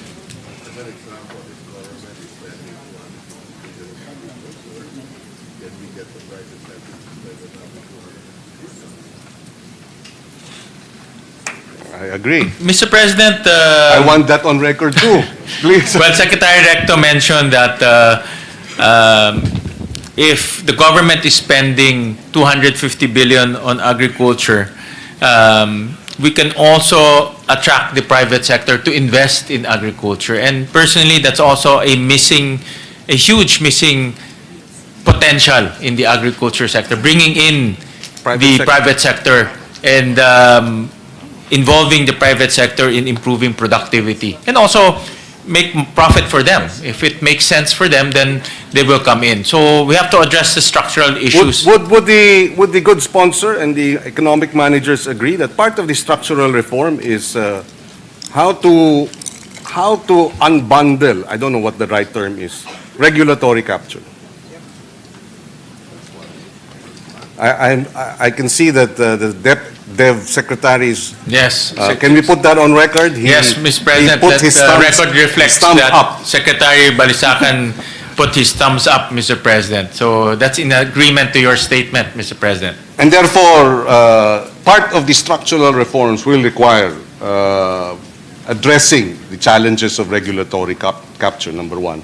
Because unless we free the sector from regulatory capture, you cannot inspire the private sector to come up with 250 billion. Is that not right? Yes, Again- Mr. President. And part of the reforms, structural reforms that we need to do is also logistical bottlenecks, Yes. Mr. President, infrastructure bottlenecks, Mr. President. Importation, smuggling bottlenecks? Correct. And I think that's part of the rent-seeking issues that we also need to address. So these are the structural reforms. So hindi lang po yung pondo, but the whole structure of the agriculture sector needs to be analyzed and visited. And among these structural reforms we'd like to see, as shared by our Secretary of Finance, is number one, the renationalization of Extension Service. I think that is a major structural reform necessary. But if I may add, apart from renationalization of the Extension Service, bringing it back to the Department of Agriculture, so that they are down to the last mile, so to speak. They have an infantry to address, but a hybrid type of renationalization, because I would still like to have the local government present.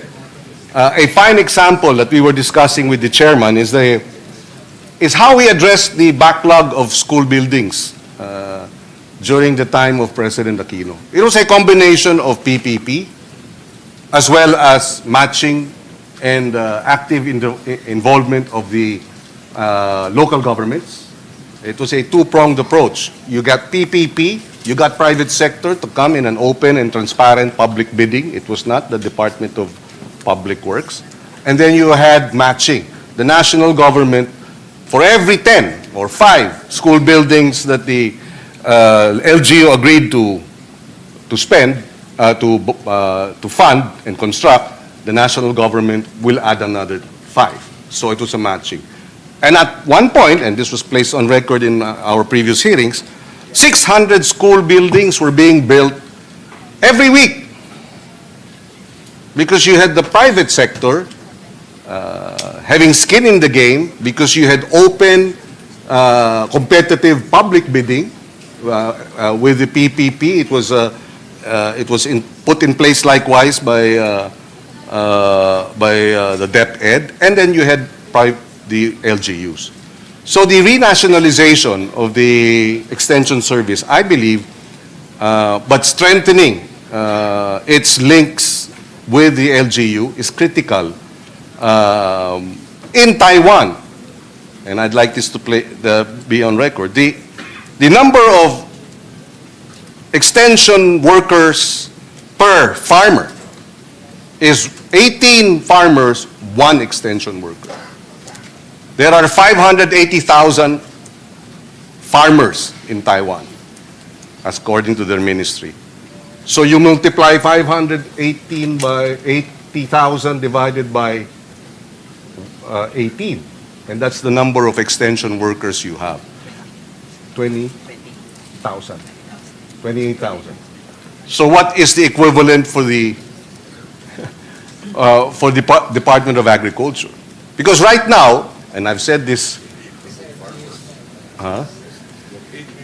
I know, but that's why. But it'll be a combination precisely of LGU and national extension workers programs, which I think will be, and that's why one of the laws that we will be bills will be renationalization. The other is strengthening our agriculture co-ops. The regulatory aspect of co-ops should stay with the CDA, but we will amend it so that we re-establish the Bureau of Agriculture Co-ops under the Department of Agriculture. That too, is structural reforms so that matututukan ng DA yung mga kooperatiba ng ating mga farmers at fisherfolk. So yung regulatory function will be with the CDA, but the development interventions should be with the Department of Agriculture. But I have several other questions in that regard, but I'd just like to move quickly to the problem of the problem created by the policy of the BSP in the banking system when it issued the memorandum circular limiting cash transactions withdrawals to 500,000. And this was done September during the hearings of the Blue Ribbon Committee. Circular number 1218. And I've been receiving a lot of complaints that a lot of depositors, small businesses are saying suddenly it's so difficult to transact with the banks because there is a limit of 500,000 pesos per day. What happens to payroll? What happens to et cetera, et cetera? Is this not a knee-jerk response by the BSP? And are they willing to reconsider it? Mr. President, personally, definitely this is a knee-jerk reaction. Senator Pangilinan was the one who brought it up during the Blue Ribbon hearing na napakadaling mag-withdraw ng 500 million in cash. Yes. Two tranches. Two tranches. So that's 1 billion in cash ng isang maliit na branch ng Land Bank sa Bulacan. So na walang report, no, na hindi na report sa AMLAC, na wala pong nakakaalam, and because of that incident and because of your comment on that, the BSP reacted by coming up with a policy that the maximum cash withdrawal is 500,000. No? Yes. Kaso lang nga, marami tayong lalo ng mga MSMEs ang nahihirapan ho dito. So, Just a clarification, this 500,000 is across all banks, no? Whether government or private? yes, all banks, Mr. President. And I was made to understand po by BSP that pwede naman para lumaki basta may supporting documents.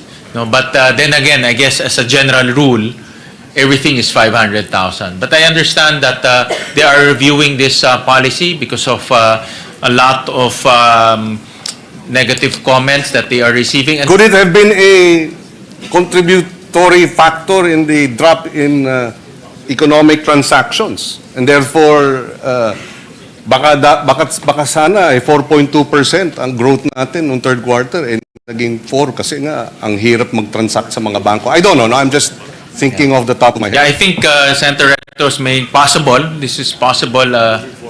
And also moving forward, it can also create some negative effects, Mr. President. And the BSP is the BSP acknowledged this, Mr. President, and they are now reviewing this policy. So,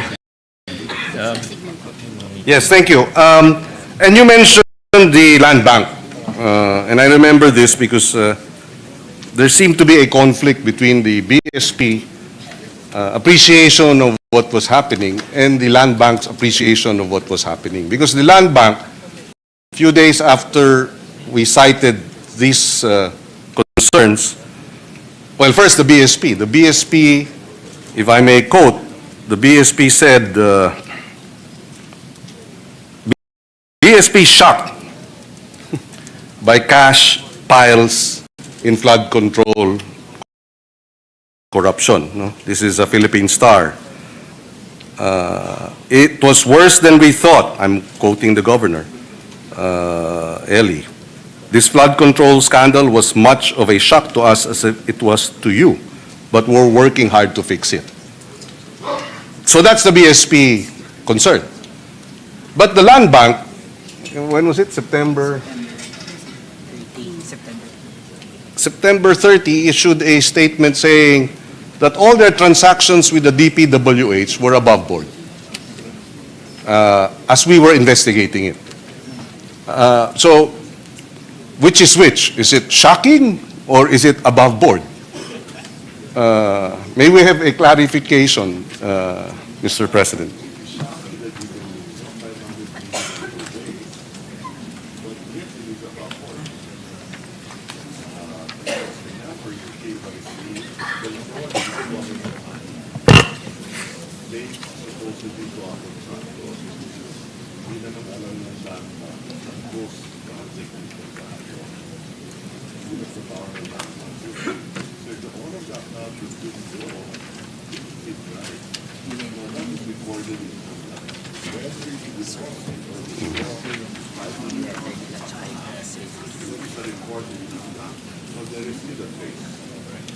well, Mr. President, it's both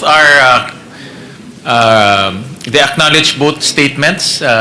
First, they were shocked because, like you have exposed, it's easy to withdraw 500 million pesos in cash in a matter of, and another 500 million pesos in cash in a matter of days. No? So, but based on their policy, this is within their policy, Mr. President. Albeit, and I also acknowledge that this policy is not a very well thought of policy, meaning you can just withdraw 500 million easily, just like that. That's why they reviewed that policy and changed it, Mr. President. But what's also very peculiar, Mr. President, is this type of transaction should be reported to AMLAC. And should be flagged as suspicious transaction. And I understand that the reporting mechanism happens in a matter of a few days or almost instantly. But obviously, the AMLAC did not respond or investigated this well, amount. I have to check, no? But my understanding was they did not report it as a suspicious transaction because it is a covered transaction. It's a covered transaction, But not Mr. a President. suspicious transaction. Yeah, Mr. President, but I think both covered... And I was lectured by somebody from Land Bank online, posted saying that I should know the difference between, said the difference between covered and suspicious. Just for the record, I was sponsor of the AMLA law in 2001, so I very well know the difference between covered and suspicious transactions.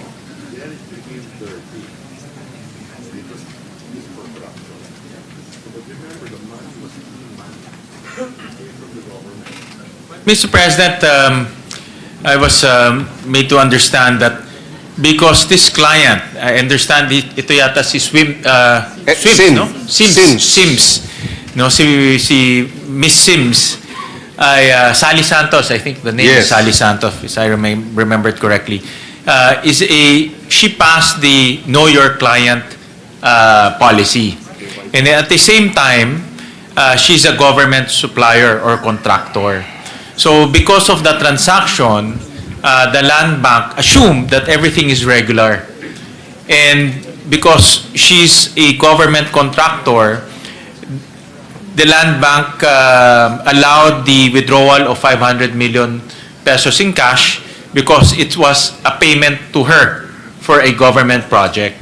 Hindi naman po alam ng Land Bank na ghost project pala yun. But perhaps they have to review their Well, Mr. their President, policies, because why not release it in a check?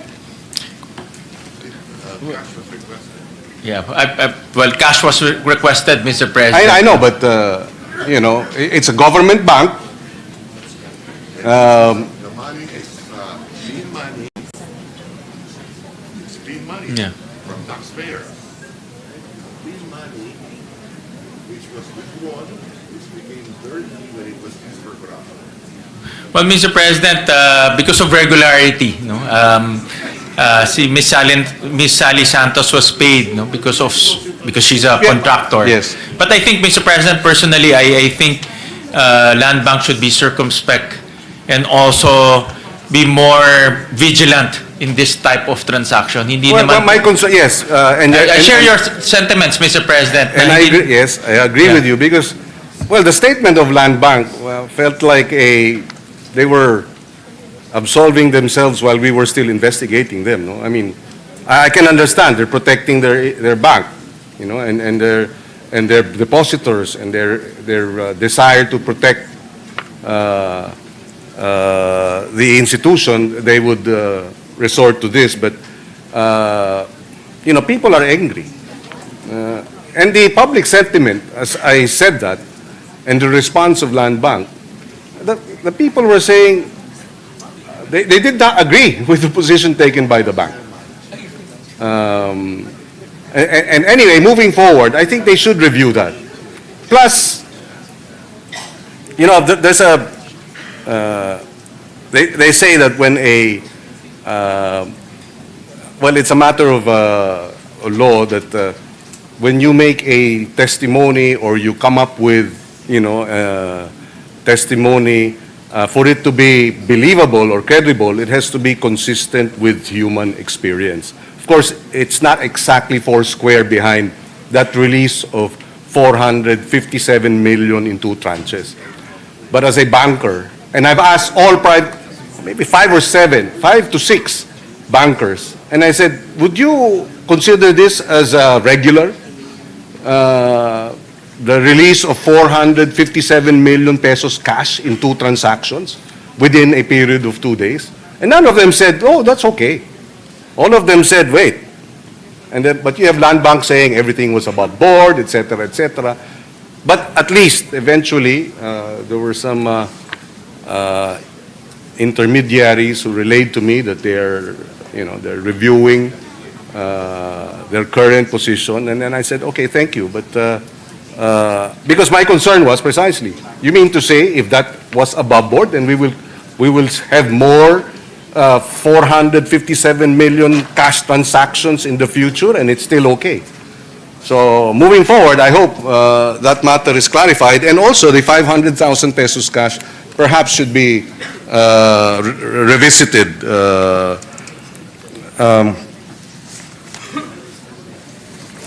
Maybe 2 more minutes of questions. We go back to the... Yes, Mr. President. Well, just to, Yes. as a feedback, the Secretary of Finance is the ex officio chairman of the Land Bank, and he's here, and he committed That's why I'm to... raising it. That's why he committed to review this policy and make sure that the bank will not be used as a conduit for corruption, Mr. President. So Thank you. we will Thank look you at for that policy. reassurance and the manifestation as expressed by the sponsors of the position of the ex officio chairman of the board of the Land Bank. I wish to go back to the revised poverty threshold. I raised this in the hearing, and the answer was tentative because they were still, I believe the Dev was still putting together the numbers. May we know what is now the poverty threshold? Do we have the numbers?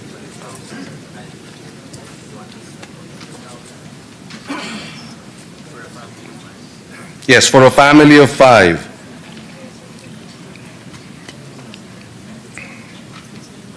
What was it before? And what will it be moving forward? For NCR, Mr. President, the poverty ratio for a family of 5 is 15,714 pesos per month, Mr. President. Family of 5, okay. This is 2025, October 2025? This is as of 2023, Mr. President. Okay, 2025. And the estimated poverty threshold for 2025, Mr. President, will increase to 20,312 per month for a family of 5, Mr. President. Okay, that's the estimate, 20,000 Yes, Mr. President. for NCR. This is for NCR, Mr. President. So it's by region, or would you have? Yes, by region, Mr. President, because the food prices per region is different, Mr. President. But if you average it out, what is the national average?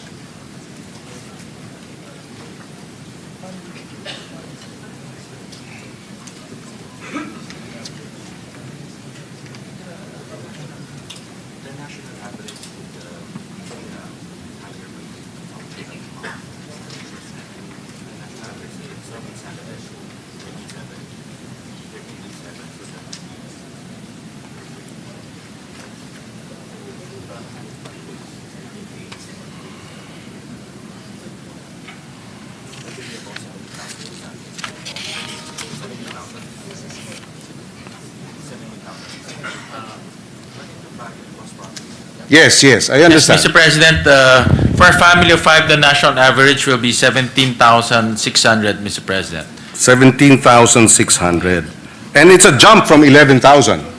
Yes, Mr. President, you're correct. Okay, good, because that's precisely why there was a degree of concern about the 64 pesos per day food threshold based on the Yes. 11,000. And now, it's almost double, actually. Yes, Mr. President. Well, Mr. President, as you know, as our economy grows, our poverty thresholds go down as Yes. well, Mr. President, and that's good for us, Mr. President. Okay, so just to run up, NCR, it's 15,500 per month in 2023, and it's projected, estimate to be 20,000 a month for a family of 5 for 2025. And the national average, of course, it varies for every region, would be, the poverty threshold would be 17,600 a month.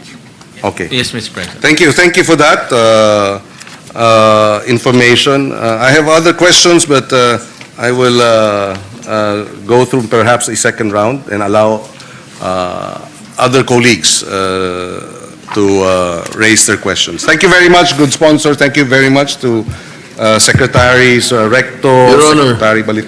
Your Honor, Senator Pangilinan, aren't you going to ask about the 500,000 limit? Yes, I just did, Mr. President. And what do they plan to do?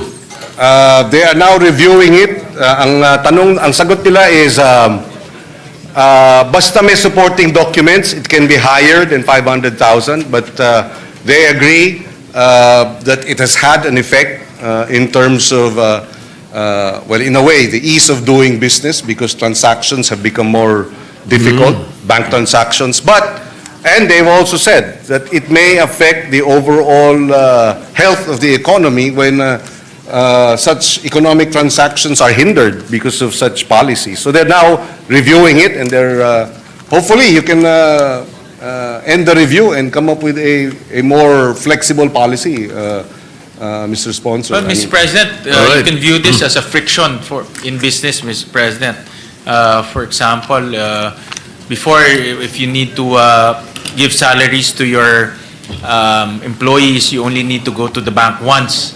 But now you have to go several times because of the cap, Mr. President. So it's friction in a sense that you waste time, you waste gasoline, you waste effort. So friction, as we all know, slows down our economy, Mr. President. Thank All you. right. Thank you. Thank you, Mr. President. Thank you. I'd like to place on record that I'm very thankful that we have Senator Win Gatchalian as our chairman of the Committee on Finance.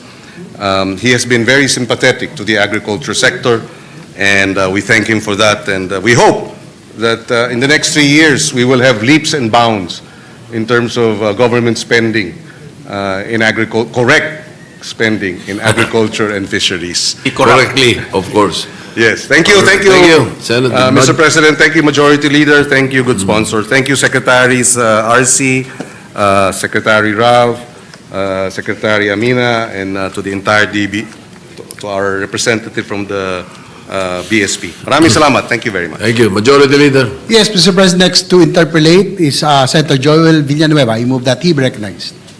Senator Joel Villanueva is recognized. Thank you very much, Mr. President. Thank you, Majority Leader. Mr. President, may we know if our distinguished chairperson of the Senate Committee on Finance would yield to some questions from this humble representation? Yes, Mr. President, I'll be more than happy to receive questions from my kakambal, Mr. President. Thank you, Mr. President.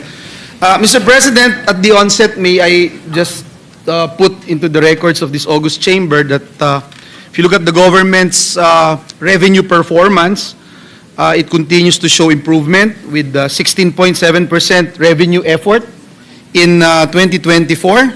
The highest po ito in 3 decades, reflecting stronger collection, efficiency, and fiscal discipline.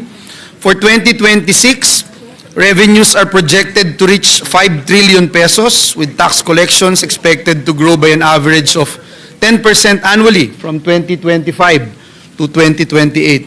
And with that, we'd like to commend the efforts of our Department of Finance, Department of Budget and Management. We have, of course, Senator Secretary Ralph Recto, our mentor here in this August chamber, together with Secretary Mina, Secretary Balisacan, and the entire DBCC family.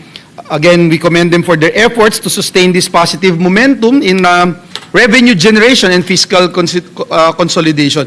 Mr. President, now as we transition to the implementation of program convergence budgeting, I feel that there is an opportunity, Mr. President, to further optimize spending and ensure that every peso borrowed and spent yields the greatest possible value to the Filipino people. So my first question, Mr. President, is while we acknowledge that revenue now largely cover operating expenses and debt service, while borrowings, yung inuutang po natin, ito pa rin po yung nagpa-fund ng ating capital outlays.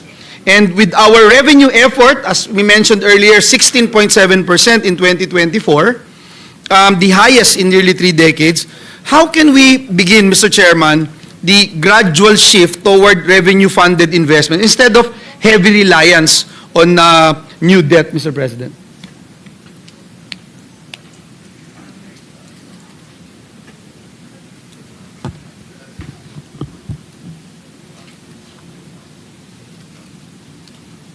Mr. President, I can attest that the country is doing very well in terms of revenue effort. In fact, I just came from a tax forum in Jakarta, I think 2 months ago, and we were comparing numbers in terms of revenue effort here in the ASEAN. We're actually the highest in terms of revenue effort, especially on from tax revenues, Mr. President. Much higher than our peers here in the ASEAN, Mr. President. Although the question of the good gentleman from Bulacan will not be as easy because we have to balance raising taxes as well as spending, Mr. President. And we all know that raising taxes is also a very difficult endeavor, as well as it's a very sensitive balancing act, Mr. President. But the goal is still there, Mr. President? Well, Mr. President, looking at the... To me, the goal is, it's not a problem to borrow for as Yeah. long as the economy grows faster than your... Correct, Mr. President. Well, Mr. President, yesterday, Senator Pia, through the Committee on Ways and Means, held a hearing on the government's revenue effort, and looking at the next 3 years, there'll be, I think, one revenue tax that the DOF is pushing. So having said that, Mr. President, we now have to look at how to grow our economy or how to address our spending through borrowings and increasing our borrowings, Mr. President, so that we can address the needs of our country. And Mr. President, what's important here is we have to continue to grow, Mr. President. Yes. We have to continue to grow our economy so that the strategy here is to outgrow the debt that we are incurring, Mr. President. Thank you, Mr. President. But I think it's important to note that that is still the goal. The shift towards revenue-funded investment. Yes, instead Mr. of- President. Yes. And I think if I hear it right, as I was listening not just to the chairperson of the Senate Committee on Finance, but also to our idol guru, Senator Ralph Recto, he was saying it's not that easy because definitely it would be gradual, Mr. President. But I think it is important to note that that is still the goal, Mr. President. Yes, definitely, Mr. President. If Yeah. we can, that's why it's important to be efficient in revenue collection, Yes, Mr. and President. that brings me to my next question, Mr. President. If you look at the total revenues for fiscal year 2026, it is projected at 5 trillion pesos with disbursements reaching 6.63 trillion, which is 21.5% of our GDP, creating a 1.6 trillion financing gap.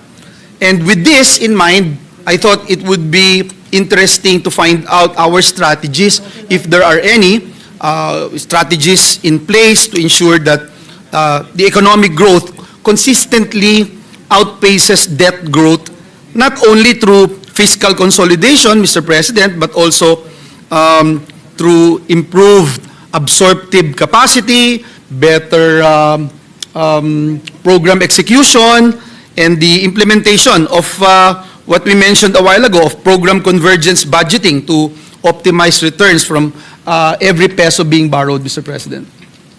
Right, Mr. President. Yeah, that's So- why. So the strategies are in place, Mr. Yes, President. Mr. President. May we hear? But what's important is to continue to grow our economy as fast as we can, Mr. President, to make sure that the bottlenecks are addressed, confidence of our investor continues to grow because we also rely on investment to grow our economy. So all of these things should come into play, Mr. President, because if we continue to grow our economy, then borrowing, well, we can still borrow, but we can outgrow our borrowing, Mr. President. Yes, Mr. President, if I may, and please, I beg the indulgence of my good friend and our chairperson of the Senate Committee on Finance, if we can hear something like a particular strategy that we are looking at to right now, that we will be able to implement in order to achieve this goal, Mr. President.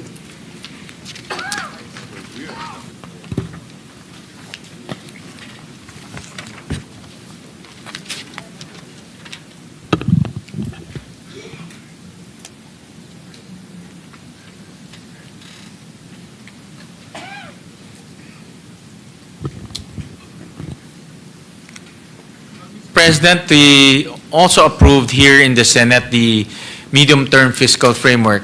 And this is the guiding document for the DOF and the economic managers to reduce our debt and our deficit over time, Mr. President. Admittedly, this is not easy because of various headwinds that we cannot forecast. But the goal here is to reduce our deficit, reduce our debt to GDP, continue to grow our economy, Mr. President. Thank you, Mr. President. And I'm happy to report also, Mr. President, that we supported this particular measure, this initiative that aims to narrow the fiscal deficit from 6.5% of GDP in 2022 to 3% by 2028, bring down the debt to GDP ratio below 60%, sustain annual growth of 6.5% to 8%, and maintain infrastructure spending at around 5% to 6% of GDP to support economic expansion and job creation. Perhaps, Mr. President, what we are looking at, Mr. President, is perhaps ask, for example, Mr. President, a specific sector, yung bright spots, kumbaga ho, Mr. President, na pwede po nating makita right now. For example, yung pong trabaho para sa bayan law that we passed, I think they have already come up with a strategy on how we'll be able to come up with our master plan insofar as job creation is concerned.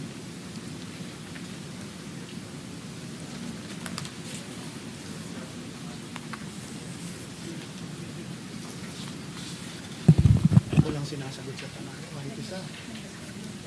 Ha? Parang ayoko na. Ang sinasagot eh.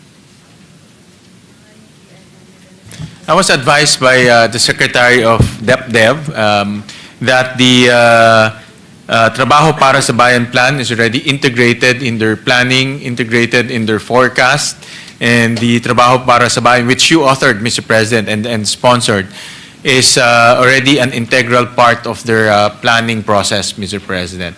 So, and I know that the Trabaho para sa Bayan addresses the issue of job mismatch, and also addresses the issue of job forecasting or demand forecasting, Mr. President. Thank you, Mr. President. Let me go to another topic that, of course, Mr. President, I don't want to leave sana itong program convergence budgeting, no? Yung implementation po nito. Pwede ho bang tanungin na lang din, Mr. President, how can government ensure that borrowing supports projects designed for multiple and complementary uses, Mr. President? Kunyari po yung water impounding facilities that can also serve as irrigation sources during dry months, yung pong storage or retention systems during rainy seasons, Mr. President. May we know how can the government ensure na ganito po yung borrowing policy natin, Mr. President?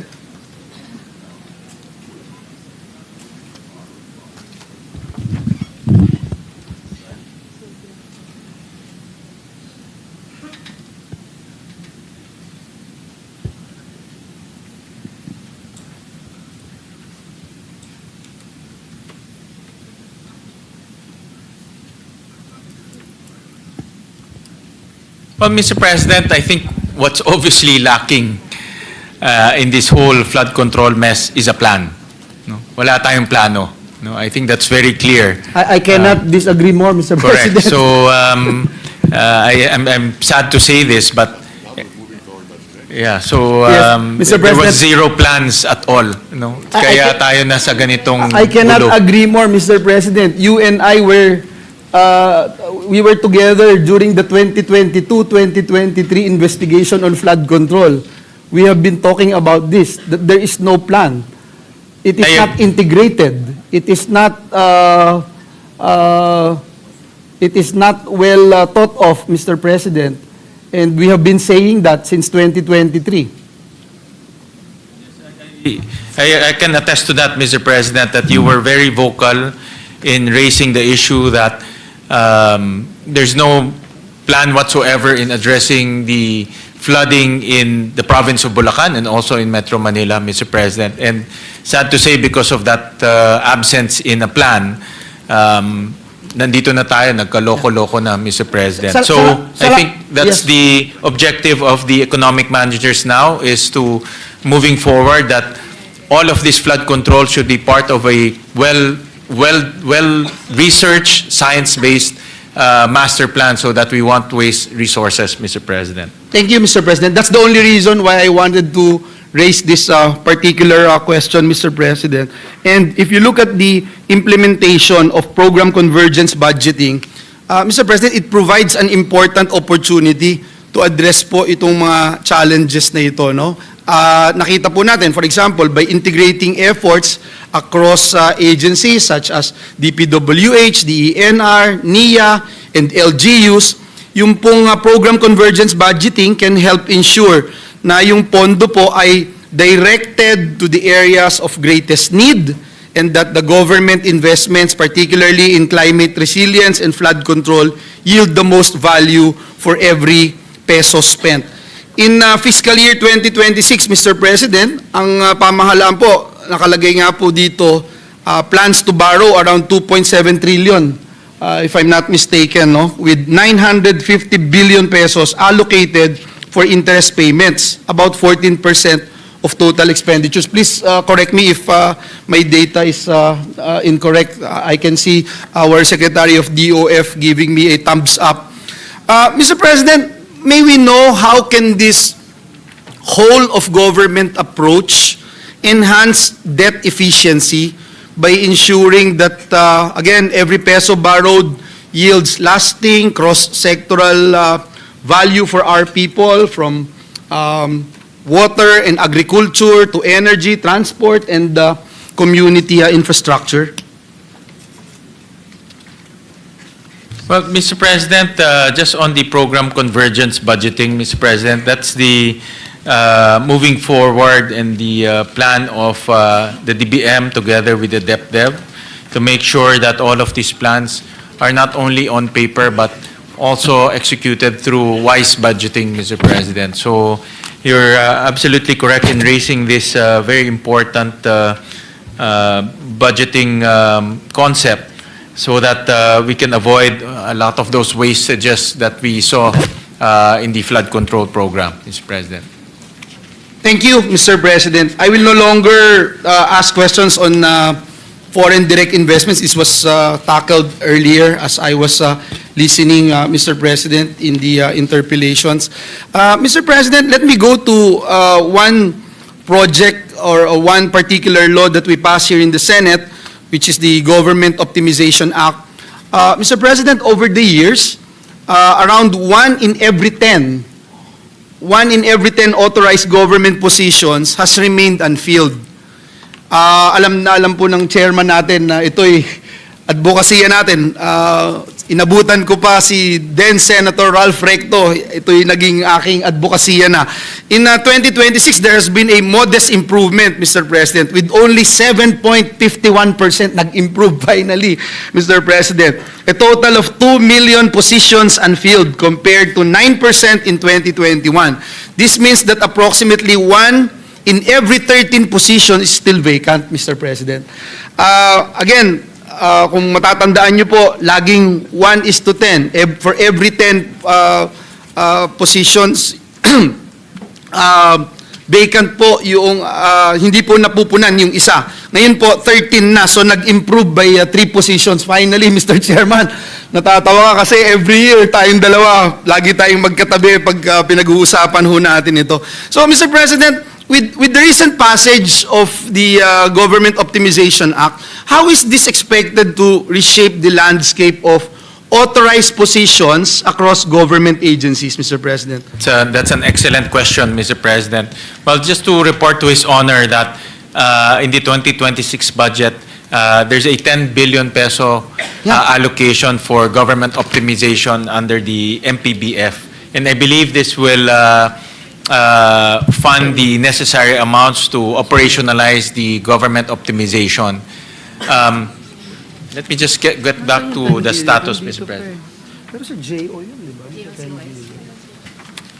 I think, Mr. President, if I may clarify the good chairman, I think it is for the job orders and the contract of service, yung 10 billion. If I'm not mistaken, it's not for the... No, it's for everything, It's Mr. for President. everything. So, Mr. President, and I have good news.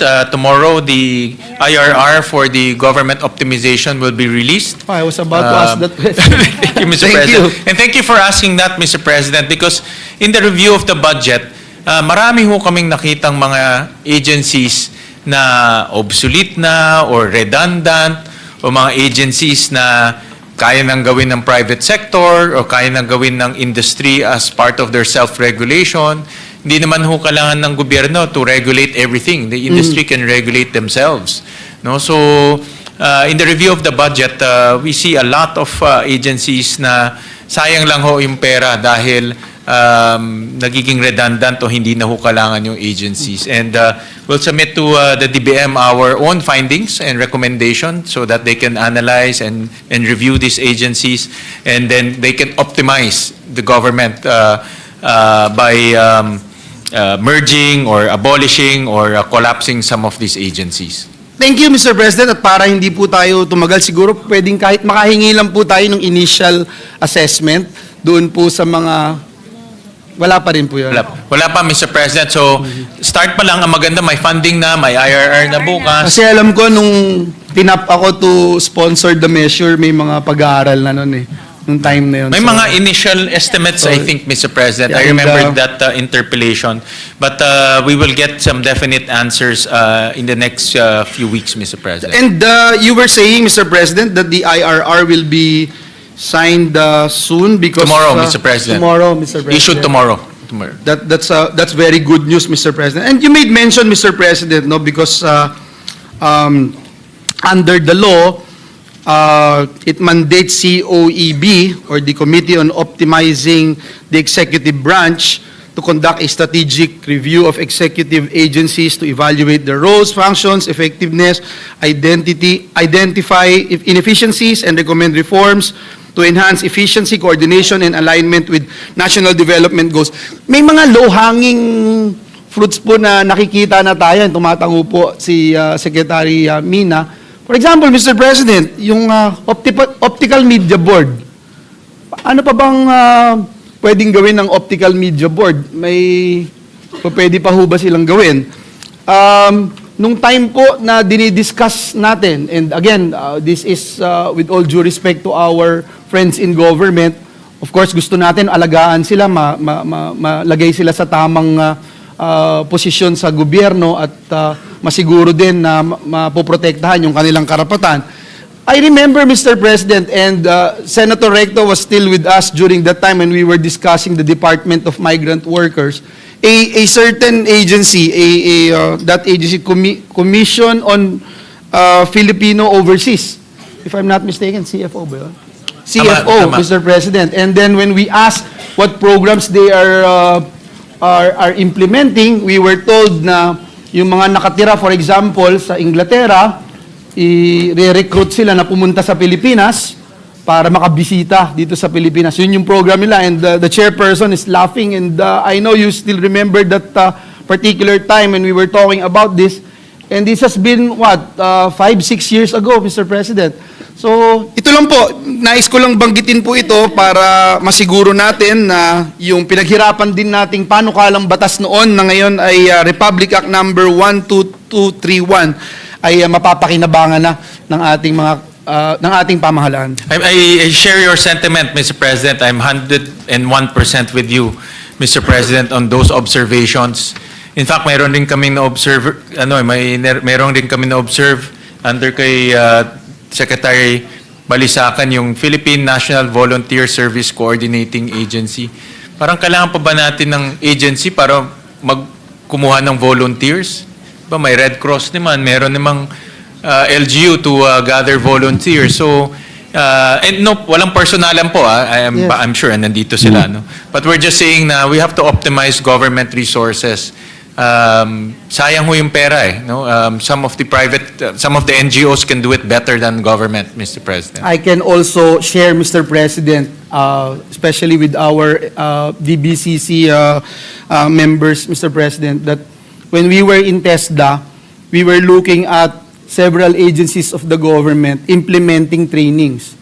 There's TESDA in the Department of Agriculture, there's TESDA in the Department of Trade and Industry, there's TESDA in, there's so many training programs, Mr. President. Nakakalito na po, Mr. President, and itong batas na ating ipinasa ay tingin ko malaking magiging tulong para sa ating pamahalaan. And that brings me to my next question. Do we have updated estimates, Mr. President, on the potential savings na magmumula po dito sa optimization program, along with any revised parameters and assumptions that will somehow guide the implementation of the law moving forward, Mr. President? Meron pa nga ho tayo, Philippine Racing Commission, Mr. President. Pati ba karera ng kabayo, kailangan pa pasukan ng gobyerno, Mr. President? I think yung private sector na pwede na ho silang to self-regulate. I don't know kung nandito sila, but those are the things that I think government should stay out of and let the private sector self-regulate. No? I agree and I share the sentiments of our dear chairman. Marami pa yan, Mr. President. Yes, So I we'll recall, send Mr. President, Secretary Mina the list. Secretary Mina, I recall there was a time that I was given that the cost-benefit analysis presented to our office by DBM that the potential savings could range from 3 to 7 billion, if I'm not mistaken. Is that a decent figure, Mr. President?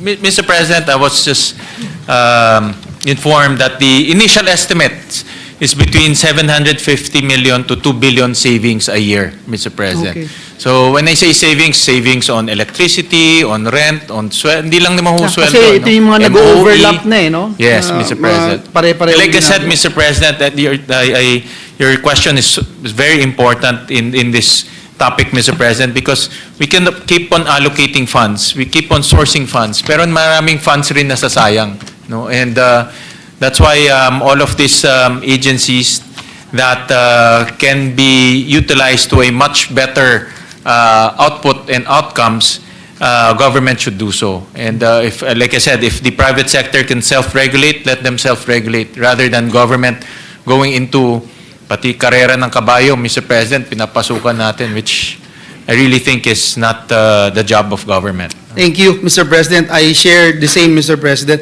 Mr. President, let me go to what the good chairman made mention a while ago, that the DBM has confirmed that there's 10 billion pesos has been allocated in the 2026 proposed budget under the MPBF for the implementation of the Government Optimization Act.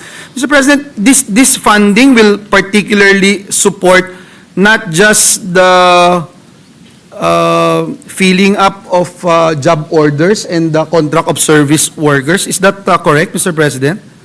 Mr. President, it will fund various activities in the optimization implementation. For example, hindi naman ho magtatanggal lang ng tao, no? We can government's aim is to put them in the offices and agencies that are needing more employees, Mr. President. So we will also create positions. We will also promote certain positions. So all of these things will be part of that 10 billion, Mr. President. Thank you, Mr. President. Just so we can appreciate all the more this particular topic, Mr. President. In June 30, 2025, the government employs a total of 919,868 job orders and contract of service workers. Believe it or not, Mr. President, and you are aware of this, I have been perennially every year raising this particular issue. There's a slight decrease from the previous year's figure. 939,000 po dati, 771. So may slight improvement. Nakakatuwa kahit papano, Mr. President. But if I share with you my personal experience since 2017, I remember 2017 when I took the cudgels of raising this particular issue every single year. In 2017, there's only about 657,067 job orders and contract of service. Again, this June 30, 2025, that's 919,868. Mr. President, with this in mind, are there specific government agencies foreseen as likely to somehow implement this initiative first, given the image, Mr. President, and the large number of JOs and COS workers they currently employ? I thank the good gentleman from Bulacan for consistently raising this issue, Mr. President. In fact, we missed you during the budget hearing of the Civil Service Commission because we also raised this issue to them that yung mga GOs and contract of service ho natin does not receive the same benefits, and most especially the security of tenure compared to similar positions compared to the other civil servants who are doing the same responsibilities as them. So, in other words, the same responsibilities but no security of tenure, even no benefits, Mr. President. And this should be addressed and looked at holistically, Mr. President. And I'm sure the Secretary of the DBM is also here. And it's good to recommend to the Secretary to make this as part of the optimization conversation and topic in the optimization. Because while we are optimizing government, we should also look at how to improve the morale of our existing JOs and COS by making sure that they have security of tenure and also the benefits that they deserve. No? So dapat tignan lahat ho to, hindi lang ho yung optimizing the government, Now, Mr. President. when you made mention, Mr. President, of that constitutional provision about security of tenure, I remember debating countless number of hours, defending the ending endo bill. I remember Senator Recto was still with us then. Senator Recto even mentioned, I distinctly remember Senator Recto raised that issue, that the number one violator of endo is the government. And it was very hard for this representation to defend that bill.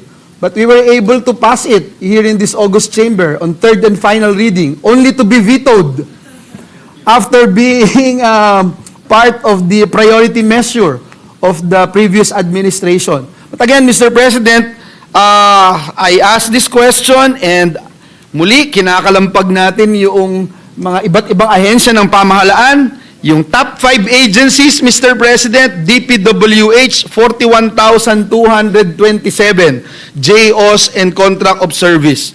Hindi ko alam bakit ganun kalaki. Gagawa at gagawa rin naman talaga sila ng roads, magme-maintain ng roads, gagawa ng bridges. Pero ito, ganito na ho lagi ito, no? Hindi ko alam kung bakit. Baka ghost po, ghost. Ghost, kaya ganito. Hindi ginagamit dahil ghost pala yung pinapagawa. Department of Health has 23,824. Department of Social Welfare and Development, 22,412. Department of Education, 18,781. DENR, 9,319, Mr. President. Just to put that on record, Mr. President, and I think you and I, Mr. President, know very well that ever since we raised this issue, we do it not only in a general perspective, but also with the different departments and agencies of the government. Again, once again, I thank the good gentleman from Bulacan for consistently raising this very important issue. Unseen, unheard pa nga, but very important. And unseen and unheard because these are job orders and COS, so meaning they can be relinquished from their jobs at any time, Mr. President. And I was assured by the Secretary of the DBM that this will be part of the agenda of the optimization team, Mr. President. And because the optimization will also look at the entire picture in terms of how to address issues of job orders and contracts of service and also unfilled positions, Mr. President. But just to put things in proper context, Mr. President, in the share of the number of JOs and COS, it's the LGUs that command a bigger share. About 70% of the JOs and COS are with the LGUs, Mr. President. So the balance will be distributed to the national government and SUCs, Mr. President. So dapat mapasok rin natin yung LGUs in that conversation, Mr. President, in that discussion.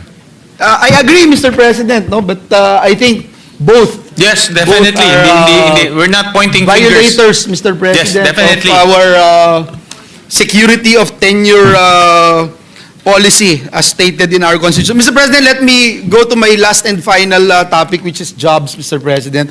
Our unemployment target for 2026 to 28 is between 4 to 5%. May we know, Mr. President, has the rise of artificial intelligence technologies already been considered in these projections, particularly with the potential displacement of workers due to automation and AI? Let me put on record, Mr. President, the World Economic Forum, the WEF's Future of Jobs 2023 report forecast that AI will transform the global labor market, potentially leading to a net loss of 14 million jobs by 2028, while AI is also projected to create 60 million new roles. It is also expected that it will eliminate 83 million positions, primarily affecting routine tasks such as data entry and administrative work. Again, Mr. President, gusto lang natin malaman, Mr. President, kung ito po ba ay kasama na doon sa ginawang pag-aaral as we projected itong 4 to 5% unemployment target for 26 to 2028. Yes, Mr. President, the Secretary of the DepDev told me, informed me, that it's part of the Trabaho para sa Bayan plan, Mr. President, to look at emerging industries, disruptive industries, technologies that can displace our workers, Mr. President. And that's precisely why we added 3.6 billion to your favorite agency, the TESDA, Mr. President. Because one of the recommendations of the PSAC, the Private Sector Advisory Council, is to allocate scholarships for artificial intelligence courses, Mr. President, precisely to address potential displacements from the use of artificial intelligence. Mr. President, I'm very happy to hear the good news coming from Secretary Balisacan that they are on the right track. Yes, Mr. President. With regard to the Trabaho para sa Bayan plan, and in their program, they were able to include this particular itong nangyayari ngayon no, sa ating kapaligiran, the rise of automation and artificial intelligence. Mr. President, may we know what changes will be made from now on as we move forward, as we forecast labor market needs, considering po itong rapid development of artificial intelligence and its potential to alter labor demand across different sectors?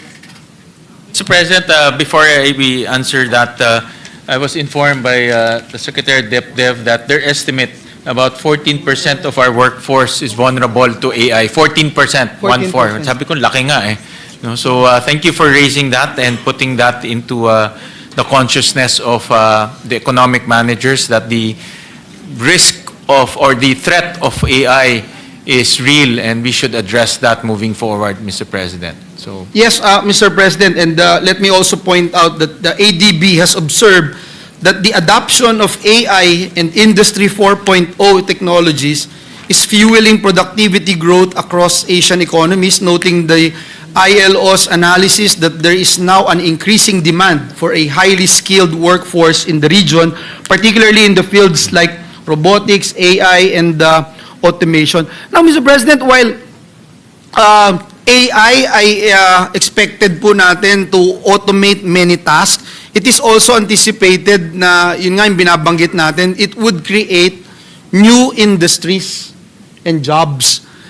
May we know how does the government plan to nurture the growth of AI-related industries that could create employment, create new jobs, job opportunities for our people, and perhaps support reskilling, upskilling, retooling programs, especially for those industries at high risk of automation. And may we know, Mr. President, if efforts on this already included po in this proposed 2026 budget, meaning at the end of the day, is our budget for next year AI ready, Mr. President? Mr. President, one thing, I sat through all the budget hearings here in the Senate. And one common theme that I hear from all of the agencies, especially those requesting for high budget for ICT, is AI.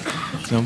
Sinabi ho yan ng BIR, sinabi ho yan ng Customs, sinabi rin ho yan ng DICT that their budget includes artificial intelligence to make them more effective and efficient. So in other words, the government itself recognizes the use of AI and its potential, especially in enforcement and revenue collection, Mr. President. So in a way, it's built in because the ICT or the technologies that they will be purchasing includes the AI capability. But on the training side, I mentioned earlier, Mr. President, that we included 3.6 billion to TESDA. That will bring to about 9.5 billion for the scholarship programs. This includes scholarship for healthcare, semiconductors, construction, and artificial intelligence. Thank you. Thank you, Mr. President. We'll propound more questions when we tackle the TESDA's budget so we can ensure Mr. that President. this funding will be allotted to this particular programs. Mr. President, last question that I'd like to raise is the issue on alternative work arrangements, Mr. President. We were able to pass here in the Senate yung Telecommuting Act, and marami din po sa ating mga kasamahan sa BPOs nung nakaraang pandemya ay nagre-request na matulungan sila dahil yung mga iba ho, finorce sila na bumalik at magpakita, mag-report in person while they can actually do their job in remote areas or working sa kanilang mga tahanan. Mr. President, has the government evaluated the impact of widespread alternative work arrangements on overall labor productivity, GDP growth, and workforce participation, Mr. President? Mr. President, I would like to thank Senator Joel, gentleman from Bulacan, for proposing a very important intervention in the Create More Act, if you remember. Now we allow businesses to do work from home / telecommuting and still enjoy fiscal incentives from government, Mr. President. So that's one intervention that you led and now is being implemented. But to answer your question, okay, Mr. President, the DepDev is currently currently doing a study on work from home. Work from home arrangement, Mr. President. Yes, Mr. President, it will be available first quarter 2026. So in other words, meron ho silang ginagawang study, and how work from home arrangement can be, first, what's the effect to our economy and also the workplace and to our companies, and at the same time, how to implement it effectively through the policy issuances. Yes, Mr. President, thank you for that. And I think a lot of people get confused when we talk about different working arrangements, alternative work arrangements. Hindi lang naman po ito yung work from home na setup, no? Pwede rin yung, for example, skeleton lang yung papasok, nagpapalit-palit sila. Meron din po yung pag-aaral ng 4-day work week, etc. These are the things that we need to continue entertaining and looking into.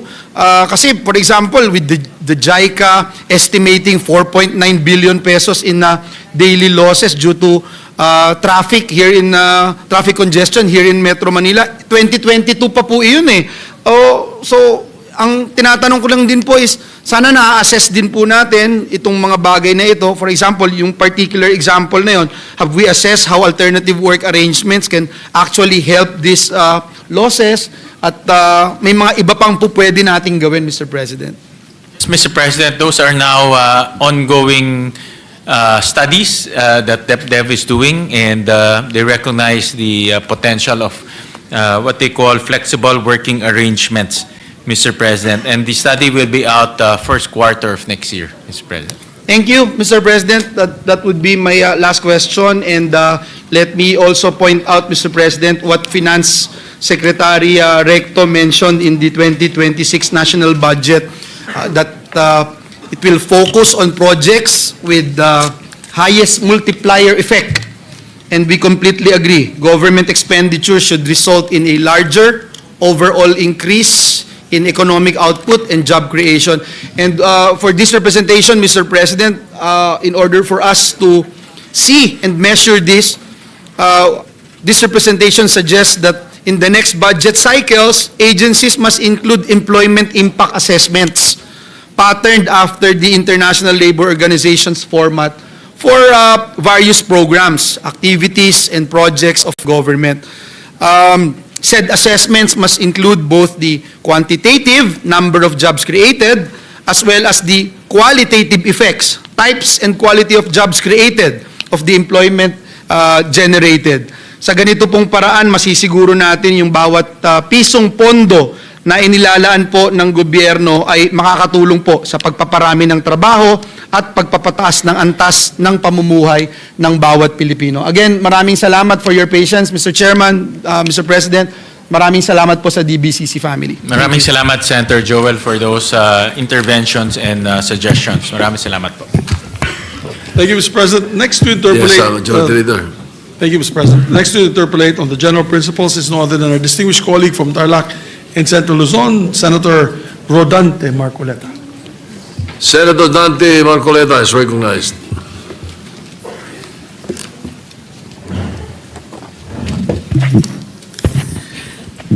Maraming salamat po, Mr. President.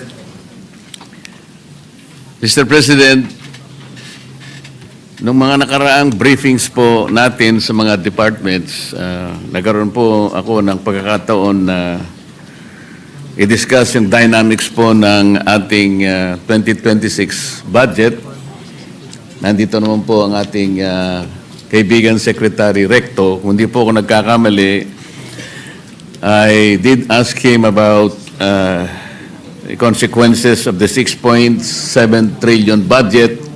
Mr. President, ang sabi sa atin ni Secretary Recto at the time, this amount will represent something like 22% of our GDP by 2026. Mr. President, tama po kaya ang aking pagkaka-recollect ng mga figures? 21.5% of our GDP, Mr. President. That is the exact figure. So halos ganun din po. Halos ganun din. Halos pareho lang.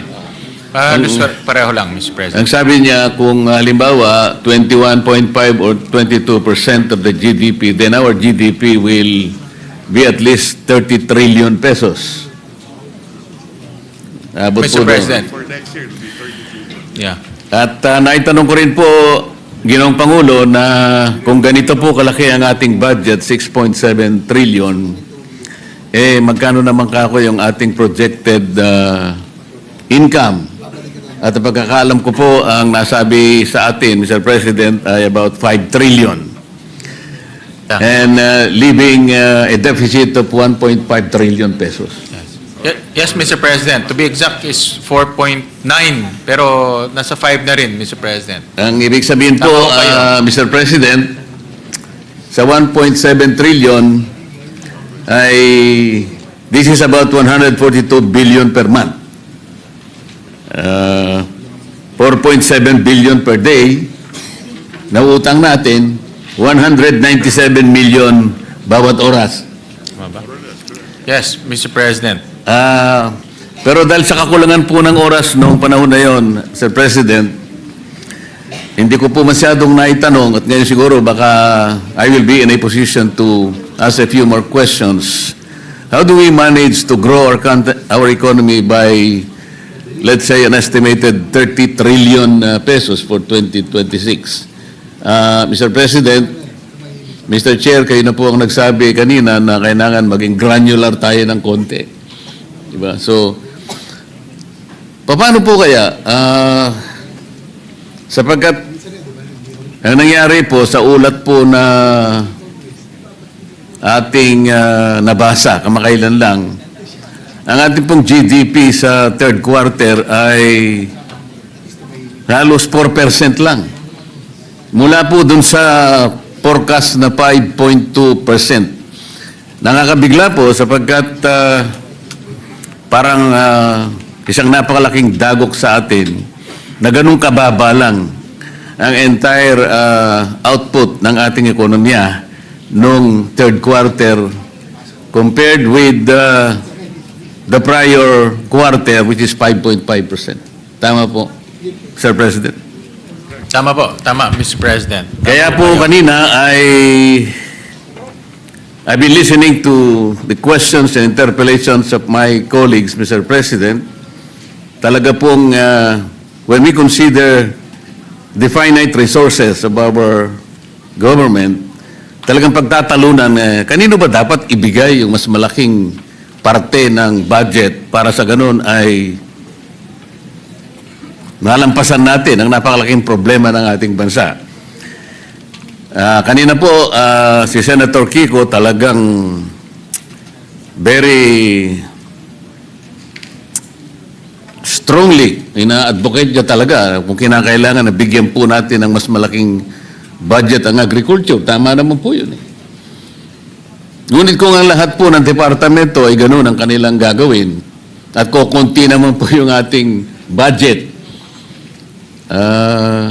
paano kaya yun, Mr. President? Sa business policy po kasi, meron silang tinatawag na Pareto Principle, otherwise known as Pareto Optimality. You will be in a position to satisfy one person that consequently will make another person sad. Ibig sabihin, pag dinagdagan mo yung agriculture, meron kang babawasan, baka mabawasan yung isa. Paano niyo po babalansihin yun? But, Mr. President, napaka-hirap at komplikadong pagbabalansi ho talaga. Tama ho kayo, Mr. President. Kasi kung titignan ho natin in Tier 2, sa dami hong pangangailangan po ng ating pamalaan, ay talagang iilan lang po ang nabibigyan ng allocation. So talagang pina-prioritize po, may plano po, inumpisahan ho natin sa Philippine Development Plan, and then from the Philippine Development Plan, ito po ay ibinababa na sa iba't ibang mga ahensya. So ano ho to, talagang dapat ho natin planuhin mabuti, strategically, kung ano po yung mga dapat nating unahin na i-address bilang isang bansa, at the same time, ano po yung mga bagay na kailangan natin para lalong lumaki ang ating ekonomiya. Mr. President, they say that the devil is in the details. Naitanong ko po kay Secretary Recto nung panahon na nagbe-briefing pa yung kanyang departamento.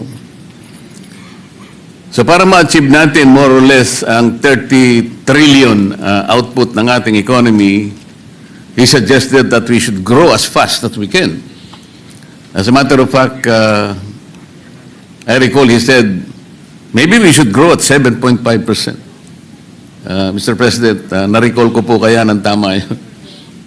Ang target ho natin next year, Senator Dante, is between 5 to 6%. Yun po ang ating target. Yun nga po, kaya ako'y nalulungkot. Narinig ko ngayon sapagkat yung 30 trillion pesos para trillion pesos para po yun ay ma-achieve natin, kailangan natin talagang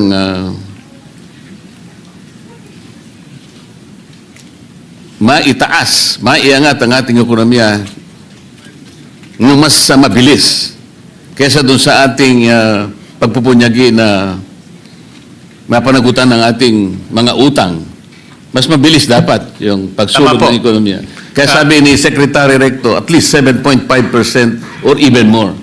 Ngayon po, Mr. President, talagang ako po ay nalulungkot kung paano natin gagawin. Sumadsad po yung ating ekonomiya at 4% itong nakaraang quarter. And the foreseeable future is very, very bleak.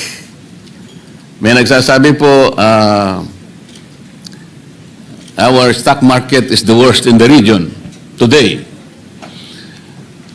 Our currency is the worst in the region. And then, may nagsasabi pa po,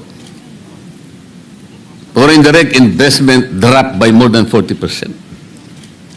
So with this bleak scenario ahead of us, yung sinasabi po niya, Mr. President, na mga headwinds na maaaring magpabagal pa sa pagsulong ng ating ekonomiya. Nakakatakot po ang lahat ng ito. Kaya, paano po kaya natin gagamitin ang ating mga granular analysis dito? Like for example, at 6.7 trillion pesos, Mr. President, gaano po kaya yung idadagdag sa ating per capita GDP? Dapat meron po tayo kahit pa paanong estimates. The balancing act is there, but the details must also be presented. Kahit pa paano, ay makita po natin kung tatama o hindi. Kasi po, nung isang araw, bumisita po yung ambassador ng Australia sa aking opisina at sa aming pag-uusap. Napag-usapan po yung per capita GDP. Kamuntik na po ako nahulog sa aking upuan, Mr. President. Kasi ngayon ko lang po talaga tahasang nakita. As of 2024, the per capita GDP of Australia is $64,500 US. Mr. President, tayo po, 2024, magkano po yung per capita GDP in US dollars? So, kung 4,500... 4,500 Narinig ko. US dollars, Mr. President. $64,500 per capita Australia. Tayo po'y 4,000. Malayo pa, Mr. President. Pero Mr. President, Pero yung purchasing power parity natin, siguro times 2 niyan, 9,000. yes. And also, Mr. President, next year ho, maabot na ho natin yung upper middle income status. Kasi kulang na lang ho tayo ng $24, if I'm not, 20, kano? Exact, $26, Mr. President. So, in other words, lumalaki naman po yung ating economy, even on a per capita basis, Mr. Gusto ko pong maniwala, Mr. President, kasi po, nung nakaraang taon, sa ganito rin pagkakataon, ang pagkakaiba lang, nandun po ako sa House of Representatives, ngayon po ay nasa Senado ako. At that time, I think last year, of the original members of the ASEAN, tayo na lamang pong hindi nakaka-graduate doon sa upper middle income. Halos ang lahat po ay nakaakyat na eh. Yun po yung nakakalungkot na bahagi. Kaya, with all due respect, kami po ay naghahanap ng konting mga detalye. At parang narinig ko pa nga ang estimates noon last year, ang sinabi ng ating kalihim ng DBM, by 2028, pasensya na kung gano'n ang pagkakatanda ko, Madam Secretary, buong tapang niyang sinabi na yung ating poverty incidence rate, sabi niya gano'n, magiging 1 digit. Ngayon po, ano na po yung ano po yung percentage ng ating poverty incidence rate ngayon, Mr. President? Sabi mo kanina, parang 16. Muna narinig ko, 16%. Ngayon po, matatapos na po ang 2025, papasok na tayo sa 2026. Halos 2 taon mahigit. Kung ang projection is for the country to achieve a 1-digit poverty incidence rate, maganda po sana ngayon. Palagay niyo makukuha po natin yan, Mr. President? Ngayon po, Mr. President, ang ating poverty incidence officially is about 15.5%. Ang target po is single digit by 2028. No? So, base po sa mga analysis ng DepDev, kaya naman po umabot ng single digit by 2028. Kung ang takbo ng ekonomiya natin ay ganito ho, mga nasa 5%, 6%, tapos tuloy po yung mga programa ho natin para po sa mga mahihirap nating mga kababayan, aabot naman ho tayo doon. Yun nga po but we are held up by our macro and microeconomic assumptions. Mga indicators na ginagamit natin. If we say that we aim at 1-digit poverty incidence rate by 2028, the assumptions must be that dapat hindi gumalaw din. Every other indicators must be held constant. The economist would say, ceteris paribus. So, ang laki po ng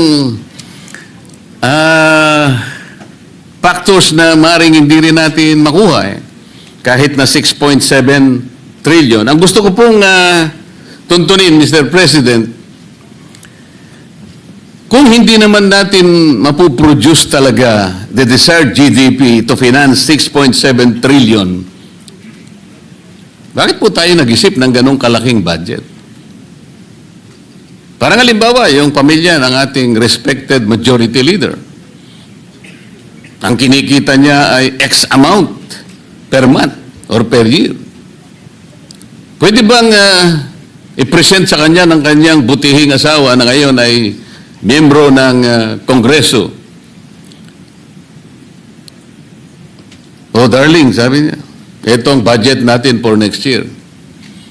Sabi ng ating majority leader, Mr. President, ba't naman ganyang kalaki? Alam mo naman ang sweldo ko, ganito lang. Bakit doble pa doon sa kaya kong ibigay? Mahirapan naman ako rito. Ang sabi ng kanyang butihing asawa, Mr. President, hindi ko problema yan. Ikaw ang ano yan. Ito ang kinakailangan nating maipundar sapagkat kinuwenta ko na lahat ng pangangailangan natin, ang ating mga anak, ang kanilang pag-aaral, ang kanilang kalusugan at lahat-lahat na. Paano po yun? Hindi ba pwedeng sabihin ng ating majority leader, dahan-dahan ka naman. Hihirapan tayo dyan. Maaring lahat ay makuha natin sa pag-estimate, ngunit sa actual, mahirapan naman tayo. Kasi po, tingnan ninyo, ang projected income is only 5 trillion. Ang ating budget ay 6.7 trillion. Uutangin natin 1.7 trillion. Hindi naman natin kayang ipundar yung ekonomiya para ma-achieve natin ang 30 trillion pesos or so. Because by that, we need to grow by not only 7.5%, maybe more. Mr. President. Mr. President, sa growth at 5%, aabot na ho tayo ng 30 trillion pesos, Mr. President, in terms of economic size, Mr. President. Having said that, Gusto ko maniwala, Mr. President. Siyempre, kung mas mabilis pa, mas maganda, Mr. President. Mas maganda, Mr. President. ngayon ang mahalaga kung uutang tayo. Siguro po magagawa natin yun, Mr. President, kung pagtutulungan natin. Halimbawa po, gusto kong itanong po sa ating DepDev, yung pag-allocate po ng mga budget sa ating mga ahensya, para sa ganun ay ma-promote naman ng mga industries na nag-ooperate sa ating economy. Di po ba meron kayong tinatawag na input-output table, Mr. President? Opo, Mr. President. Gaano po kalaki yung ating input-output table Malaki yan. sa economy?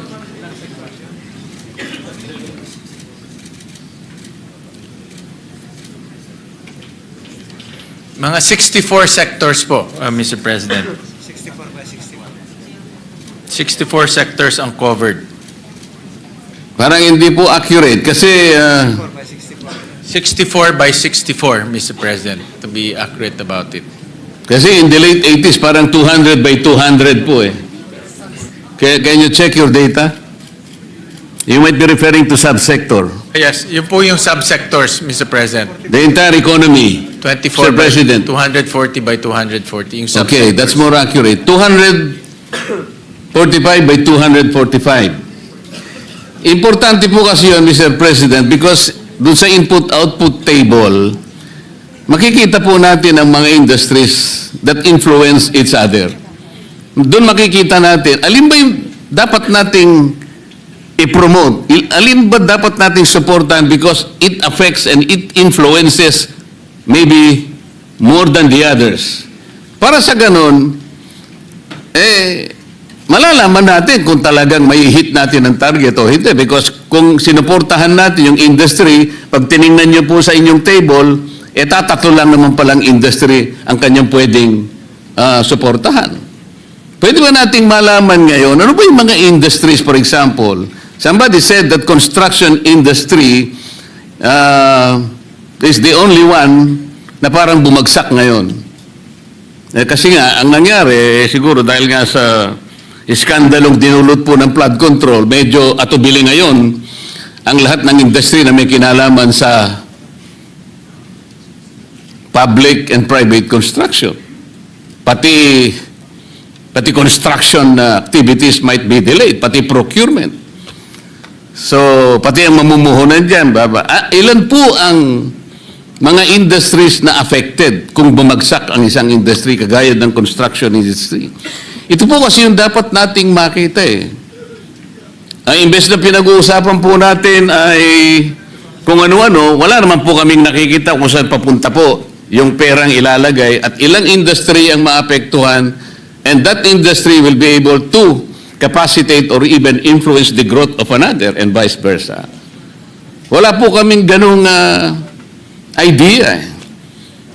And no one even presented para sa aming kaalaman, kahit na po siguro in general terms, para makikita po natin, and even in the matter of deciding where to invest our finite resources, the Senate will be guided, Mr. President. Tama ho kayo, Mr. President. Itong nangyayari ho sa ating ekonomiya, lalo na yung pagbagal po at 4%, isang dahilan ho dyan ay yung construction industry. Nabanggit ko nga ho kanina. At marami ho itong kasing konektadong industriya. For example po, mga hardware, delivery trucks, yung mga nagtatrabaho po sa mga delivery trucks, yung mga nagtatrabaho po sa hardware, of course, yung gumagawa ng bakal, gumagawa ng semento, gumagawa ng kahoy, gumagawa ng pako. Marami pong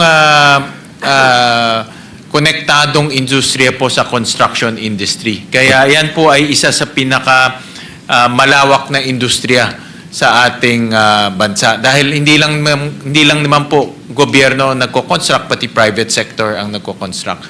Pero, Mr. President, Senator Marcoleta, DepDev can submit to you a much more comprehensive study on the effects of the slowdown of the construction industry para ho talagang komprehensibo po yung ibibigay na report. Wala naman po akong particular interest. Kung baga nagamit ko lamang kung halimbawa because somebody said na medyo naapektuhan po nga yung construction industry. Pero maganda ho pag-aralan to dahil ho talagang kung magiging ganito pa in the next quarter, makikita ho natin pagbagal ng ekonomiya ho. Siguro po, kayo po, Mr. President, Chairman, ay mas karapat-dapat na makatanggap niyan sapagkat malawak po ang inyong responsibilidad sa inyo pong balikat nakasalalay ngayon ang paglalatag ng ating 2026 budget. Napakalaking bagay po yan. It is a very important reference and input for you to consider, Mr. President.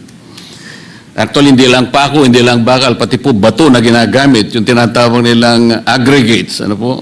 Merong riverbed, merong minimina sa bundok na kung tawagin, may kanya-kanyang sizes pa yun, Mr. President. Merong G1, merong 3/4, merong 3/8, maliban pa yung porak sand na kinukuha sa Porac, Pampanga, yung mga tailings, lahat ng ito Dikit-dikit po yan kasi.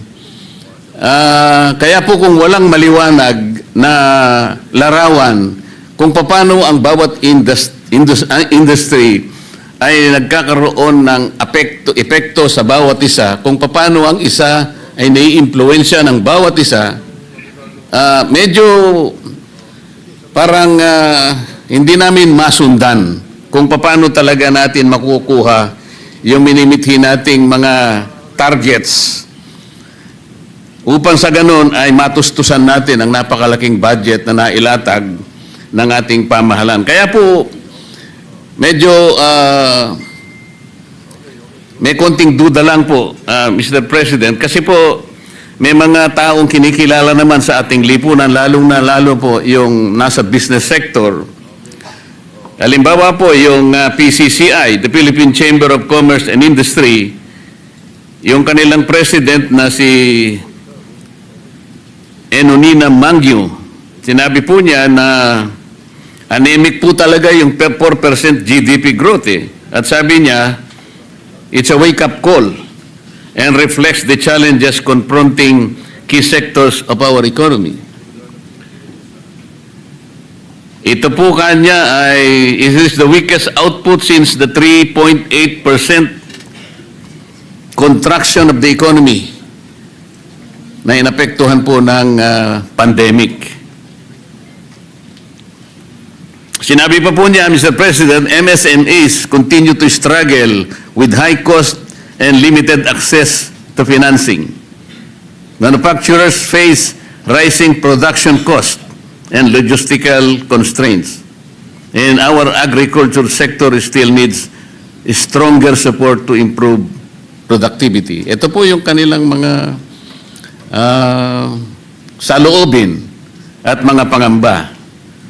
Yan naman pong chair ng Federation of Philippine Industry, Elizabeth Lee, noted that the Philippines has been grappling with investors' risk aversion. Ito yung problema po eh. People are spending less as prices bite and confidence dips. So hindi lamang po kami na nandito, tayong lahat na nandito sa Senado, Mr. President, kundi mga kinikilalang mga figura, mga industry captains ang nagpapahayag po ng pangamba kung saan patungo po ang ating ekonomiya. Si Alfred Panlilio po, na presidente ng Management Association of the Philippines. This is definitely very concerning, sabi po niya. He was referring to the 4% growth na talagang ikinabigla nating lahat. Ang sabi pa po niya, in my view, it is all about confidence in the country with all these corruption issues coming out. Mr. President, pati ang European Chamber of Commerce of the Philippines, ang sabi niya, as a consumption-driven economy, we see the recent crackdown in corruption as a contributor to slower than normal growth due to cancellation of government projects. Ito po yung sinasabi natin kanina, dahil nga po sa maanumalyang pagpapatupad ng flood control projects, ay talaga pong naging negatibo ang pananaw ng napakaraming leaders ng ating industriya. Mr. President.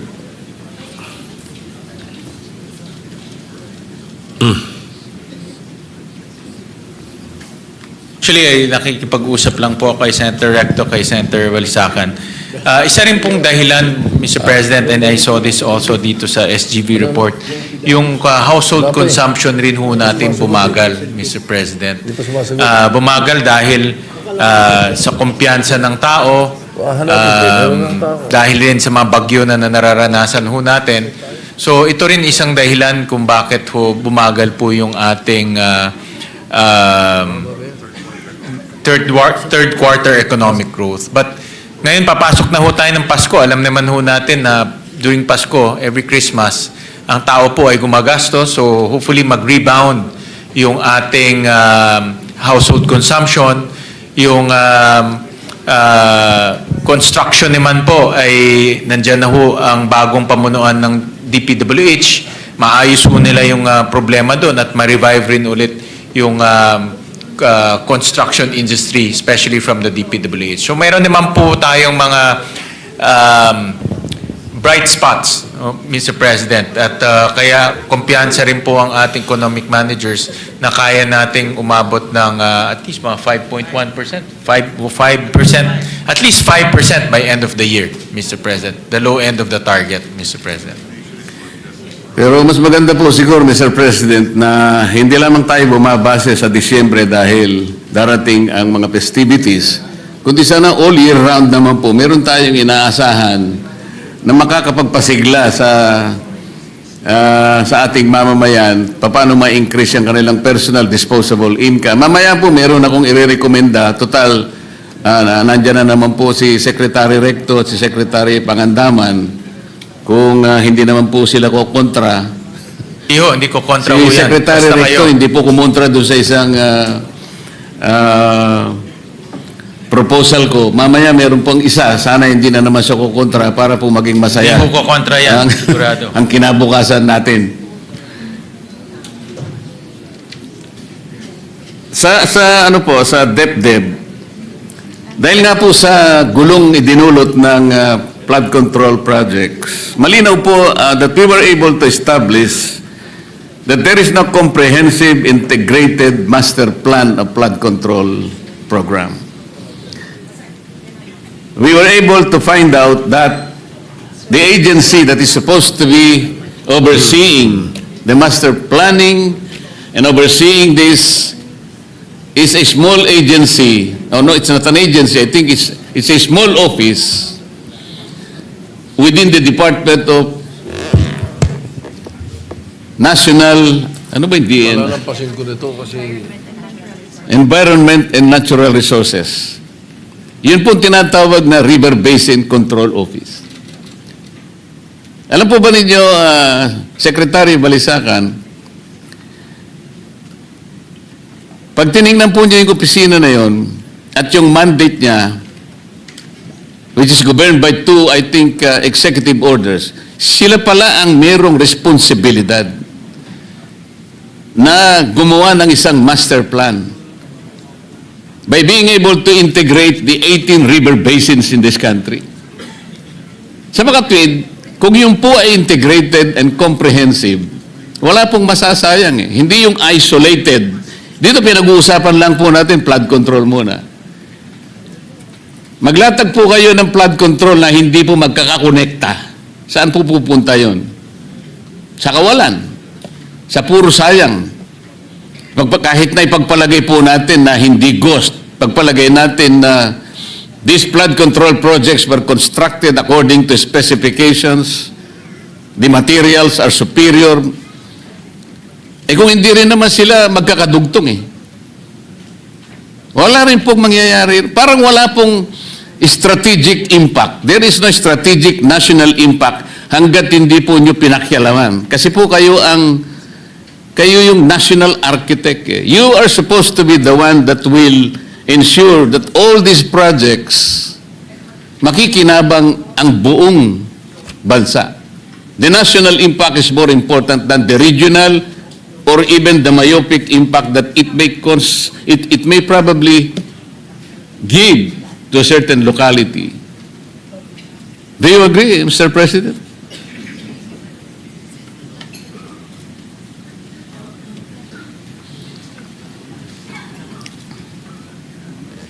Yeah. So, Mr. President, under the new charter of DepDev, master planning of various sectors will be under the ambit of DepDev. So meaning they will now oversee the master planning of, for example po, itong mga flood control projects, different river basins, and to make sure that the culture of planning is implemented and practiced in different, across different agencies, Mr. President. So not only on paper, but really on action. No? So paplano, then they will allocate, they will program the plans, and then after that, allocate funds to implement the plans. Is it safe to assume, Mr. President, that the DepEd started with the next year budget? Parang dumaan na po sa inyo ngayon lahat yung naipundar na mga projects, more specifically flood control and the more critical projects. Nagsimula na po ba tayo dito sa budget na pinag-uusapan natin ngayon? O magsisimula pa lamang kayo? Mag-umpisa pa lang po. So mga katwid, yung po 2026 budget, Mr. President, kanya-kanya pa rin. Well, Mr. President, for 2026, wala na pong flood control projects. Dahil nga ho, kung wala pong master plan, wala pong flood control ho tayong lalagay. At doon po sa mga ibang sectors na kailangan rin po ng plano, yun po yung inuumpisahan ho nila. Marami ho kailangan ng plano kasi dami ho tayong ginagastos eh. No, so kailangan ho talaga ng isang sectoral plan, Mr. President. Kaso po, hindi lang flood control ang pinag-uusapan natin. Mga road networks natin, mga bridges, lahat po ng infrastructure. Ang problema pa nga dyan, kung wala na tayong flood control, paano kung talagang kailangan proteksyonan ng komunidad ngayon? Dahil sa takot ngayon natin na baka masangkot na naman ang marami, wala na talagang ilalatag sa flood control. Paano kung talagang ang isang komunidad lagyan dapat ng flood control sapagkat darating na naman ang maraming unos ng buhay? Sino ngayon ang magliligtas sa buhay ng mga komunidad? Dahil sa takot natin, bigla na lang tayo nagpasya. Wala na munang flood control sa 2026 budget, who is going to assure us that our community will be shielded despite the lack and absence of flood control. Mr. President, hindi naman po sa walang flood control dahil meron pa hong approximately 150 billion na natitira sa flood control na i-implement po sa 2026. In fact, marami hong hindi ho na i-implement. No? Kaya ho ngayon, bago ho i-implementa ho, talagang pinag-aaralan muna ngayon ng Department of Public Works. Kasi po, so may nyo, pondo naman ho, Mr. Chairman. It's just hindi lang nila in-implement dahil natuklasan po ni Secretary Dizon na marami rin po palang mga flood control ni plano o program of work, wala. So yun po ang inaayos ho nila.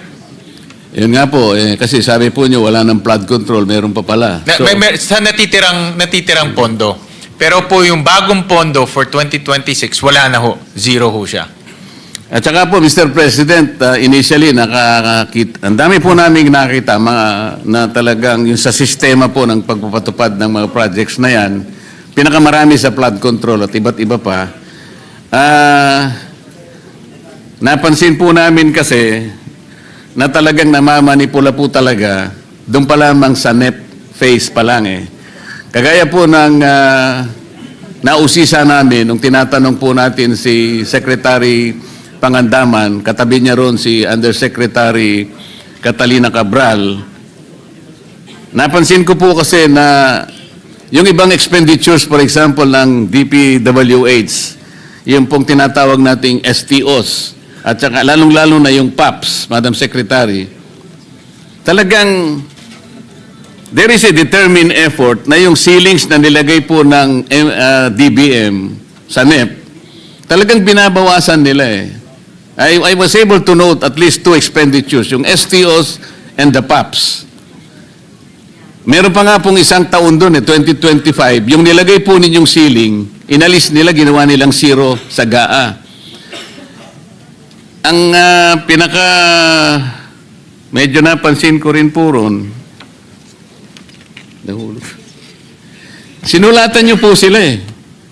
And in that letter, sabi ninyo, we repeatedly remind you that please strictly adhere to the ceilings established by us kasi pinag-aralan namin ito eh. But they continuously, binabawasan talaga at lumilitaw po, nakita natin kung saan nila nilalagay. Doon sa convergence projects, these are the modern pork barrel. Meron silang SSP, meron silang CCSP, may SDM4, may BIP, lahat-lahat. Maliban pa sa convergence projects na ina-undertake ng iba't ibang mga ehensya, katulad ng Roll-It, katulad ng TICAS, blah, blah, blah. Dito po na ilalagay, dito na isi-switch yung nakukuha, nare-reduce doon sa mga net na nilagay ninyo, na ilalatag nila sa ibang ano eh. Ito yung sistema po na dapat ay nakita nating lahat. Yun pong Maharlika Investment Fund, Mr. President, ito po ay pinag-isipan at nais sa batas 2 taon na nakararaan. Are the promises of the Maharlika Investment Fund fulfilled, Mr. President?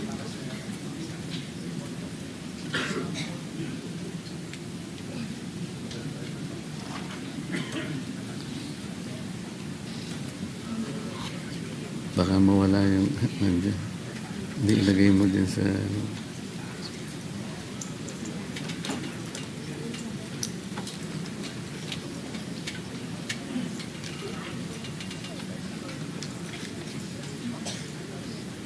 Sa inyo, binigay nyo sa akin. Ito.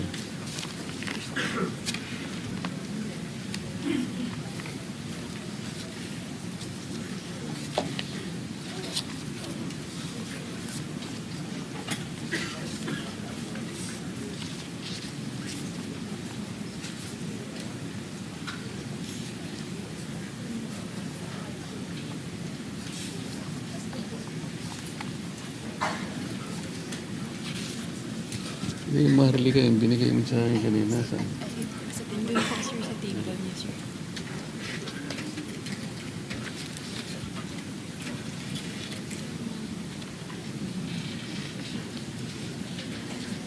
Sa Maharlika po, actually, hindi pa ho ganun karami ang kanilang investments dahil sinisigurado rin ho nila, Mr. President, na yung kanilang investments ay siguradong una-una will contribute to nation building at pangalawa po will yield to returns for the Filipino people. So yung mga na-invest ho nila ngayon, meron ho silang investment sa ATI, yung port operator dito sa ating bansa. Malapit na raw mag-close yung NGCP investment ho, which I agree dito dahil kailangan ho natin may eyes and ears sa NGCP. Meron ho rin silang bridge financing sa isang mining company at the rest puro government security. So ito lang po yung tatlong kumpanya na meron ho silang ka-transaction. Alam ko po itong tatlong binanggit ninyo, Mr. President. Ang aking pong gusto sanang malaman, ganito po ba ang naging pag-asa natin? Sapagkat yung perang inilagay natin para maging Maharlika Investment Fund, kinuha po natin sa 2 development banks. Ang karamihan po ay kinuha sa Development Bank of the Philippines. At yung iba ay sa Land Bank.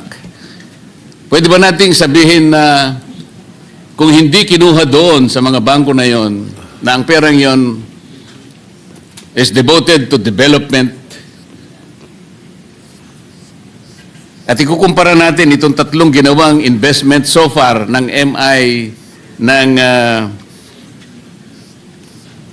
Maharlika Investment Fund, masasabi ba natin na nagtagumpay tayo kung ikukumpara sa potential na nangyari sana kung hindi natin kinuha sa mga bangko yon at sa iba pang mga pinagkuhanan nating sources? Ang Maharlika po, meron din ho kasi silang nation building function, Mr. President, at kasama rin sa kanilang mandato na mag-invest sa mga they call high impact sectors key to national development. So energy, agriculture, mining, infrastructure, social infrastructure, at the climate, Mr. President. So, and ang konsepto ho ng isang sovereign wealth fund, dahil sa laki ho nila, no, makakakuha sila ng mas magandang deal dahil malaki ho sila. At pangalawa ay makaka-invest ho sila sa mga sektor na hindi kaya po mag-invest yung mga bangko. Kasi yung Development Bank, DBP at Land Bank, mga bangko ito, so pautang lang. Ang Maharlika, pwede ho silang bumili ng equity. No? So pwede nilang gawin ito nang hindi ho nagagawa nung mga development banks. Malinaw naman po yun, Mr. President. Ngunit ang sinasabi ko, halimbawa, kung walang Maharlika Investment Fund, nanatili yun doon sa mga traditional na bangko na sila po ang naglalatag ng mga development funds, para paunlarin ang ating ekonomiya. Mas nagampanan kaya nila yung ginawa nila kung ikukumpara sa output ngayon ng Maharlika Investment Fund na wala pa po tayo talagang makitang quantifiable na benefit sa ating ekonomiya. Halimbawa, itatanong natin, ilang porsyento ng public o ng private, ng poverty incidence rate ang na-reduce dahil nga ipinasok natin ang Maharlika Investment Fund? Meron ba tayong mga detalye ang masasabi ngayon? Kasi napaka-importante nun. 250 billion pesos. In-expect ng bawat isang Pilipino na nung ginawa natin yon, merong balik sa atin. 2 taon na ang nakararaan. Paano kung iniwan natin sa 2 bangko? Baka naman, mas lalong nagamit ng bangko. Yan po yung aking gusto sabihin. Well, Mr. President, ang bangko kasi may mga bagay na hindi nila kayang gawin, like mag-invest po in equity, Mr. President. And then number 2, Mr. President, kung iiwan ho natin to sa bangko, ang kanilang pwedeng gawin, magpautang o mag-invest sa government securities dahil ho hindi sila pwedeng mag-invest sa mga kumpanya, Mr. President. So, ako naman, Mr. President, ang pananaw ko ho dito dahil alam ko na nag-iingat rin ang Maharlika sa pag-i-invest. No? At sinusigurado nila yung, kasi the twin mandate eh. No? First is national development, second, returns. No? So talagang pinipili nila yung industriya na papasukin nila o pag-i-investan nila para masigurado nila na itong twin objectives ay ma-reach nila. Pero tama ho kayo na dapat rin na magkaroon ng oversight para makita natin kung talagang productive ba itong Maharlika Investment Fund at kung talagang nagagampanan ho nila yung kanilang mandato or objectives. Isa sa kanyang mandato is national development. Kaya nga po tinatanong natin, if we can exemplify yung investment niya na 20% stake sa National Grid Corporation of the Philippines, ilang employment po na-create niya? Itong investment po sa National Grid, sa aking opinion, Mr. President, is both a national security plus national development objective dahil kailangan ho naman talaga natin ng mata at tenga sa loob ng National Grid dahil natural monopoly ho ito. Hindi po maintindihan ng tao yun eh. Sasabihin natin sa kanya, national security. Pero wala po kaming trabaho eh. Ganun po maintindihan kasi ng karaniwang mamamayan. Kaya po sana, ipinipilit man lang, kahit pa paano meron silang maibigay na naging bahagi na ng investment na yon, na i-contribute nila sa national development. Yeah. In tangible terms, kitang-kita natin. Kasi po, ang ating pinagsisilbihan, mamamayan eh, mahihirapan sila na intindihin under the context of national security, hindi po niya mapoprocess yun. Kita ko naman ho, pag nag-invest rin ho sila sa National Grid, at mag-expand po yung national, pwede na ho nilang itulak yung expansion ng mga transmission lines ho natin. Kasi kung matatandaan ho natin, napakadami pong delayed transmission lines dahil sa management ng National Grid. So ngayon dahil meron ng equity po ang gobyerno, pwede na rin nila itulak yung expansion ng transmission lines at doon na ho natin makikita yung construction activities, expansion activities, may mga trabaho na malilikha rin po nitong mga construction activities. Pero tama ho kayo, kailangan ho talaga ng oversight dahil dapat singilin ho natin sila, lalo na pagdating ng 2026, dahil 3 taon na singilin ho natin sila kung ano ba yung kanilang na-contribute sa ating bansa. Tama po, Mr. President, kasi 250 billion pesos. 2 taon na po nakararaan. Ang balita ko po, yung mga opisyalis nito ay napakalalaki ng mga sweldo. Kailangan po ay masulit natin. Sapagkat napakalaki ng kanilang mga monthly salaries. Nabigla nga po ako ayoko na sabihin dito eh. Siguro naman ay makapagdetalye sila. Sapagkat ito pong perang ito ay pera ng ating mga mamamayan. Sila'y naniniwala na kailangan maipaliwanag natin sa kanila, saan nyo dinala yung pera? Ito ba'y nakabahagi ba kami Sa anong paraan kami nakabahagi? Yun po yung mga tanong na gusto nila na mabigyan ng konting o kaukulang sagot, Mr. President. Si Secretary Recto po ang ex officio chairman ng Maharlika Investment Fund at yeah. At nakikinig ho siya na sinisingil na ho siya ng Senado at ni Senator Marcoleta kung ano na po ang contribution ng Maharlika Investment Fund sa ating bansa. Ang sinisingil ko po, Mr. President, yung CEO, hindi po yung chairman. Well, yung management, the board and the management, Mr. Opo. President. Ay pupunta na po ako to sa sinasabi ko kanina na ako po inatuwa nung briefing po ng DBCC ata noon, kasama po yung DBM, ang DOF, na kung saan ay bahagi ko, Mr. President, yung balakin ng representasyong ito na yun pong mga ayuda na pinamimigay natin, sari-sari po yun. May AKAP, may AIX, may TUPAD, may MAIP, may kung ano-ano. E nakwenta namin ni Secretary Recto 194 billion pesos for 2025. Hindi naman natin masyadong mapiho kung talagang yun ang naibigay talaga sa kinauukulan. May record, ngunit talagang hindi natin matukoy talaga ano ang ibinunga sa mga nakatanggap kung ilan man. Kaya naimungkahi ko po na in-index ko na lamang po sa sa paggamit ng elektrisidad Doon nga sa bill ko, sabi ko kung ang isang tao ay if a household consumes let's say 200 kilowatt hours per month, yun po i-subsidy na natin yun, libre na natin yun. Ang mabe-benefit po nun ay about 5.5 million households, approximately 25 to 27 million poor Filipinos. Ako po inatuwa sa Secretary Recto, sinuportahan niya po yun. Sabi nga niya, dadagdagan pa natin yan. Ang pangalawa po, Mr. President, ay minungkahi po namin na tanggalin na rin natin yung 12% VAT sa sale ng electricity. Mr. President, ako po ay gumawa ng isang madali ang pag-aaral.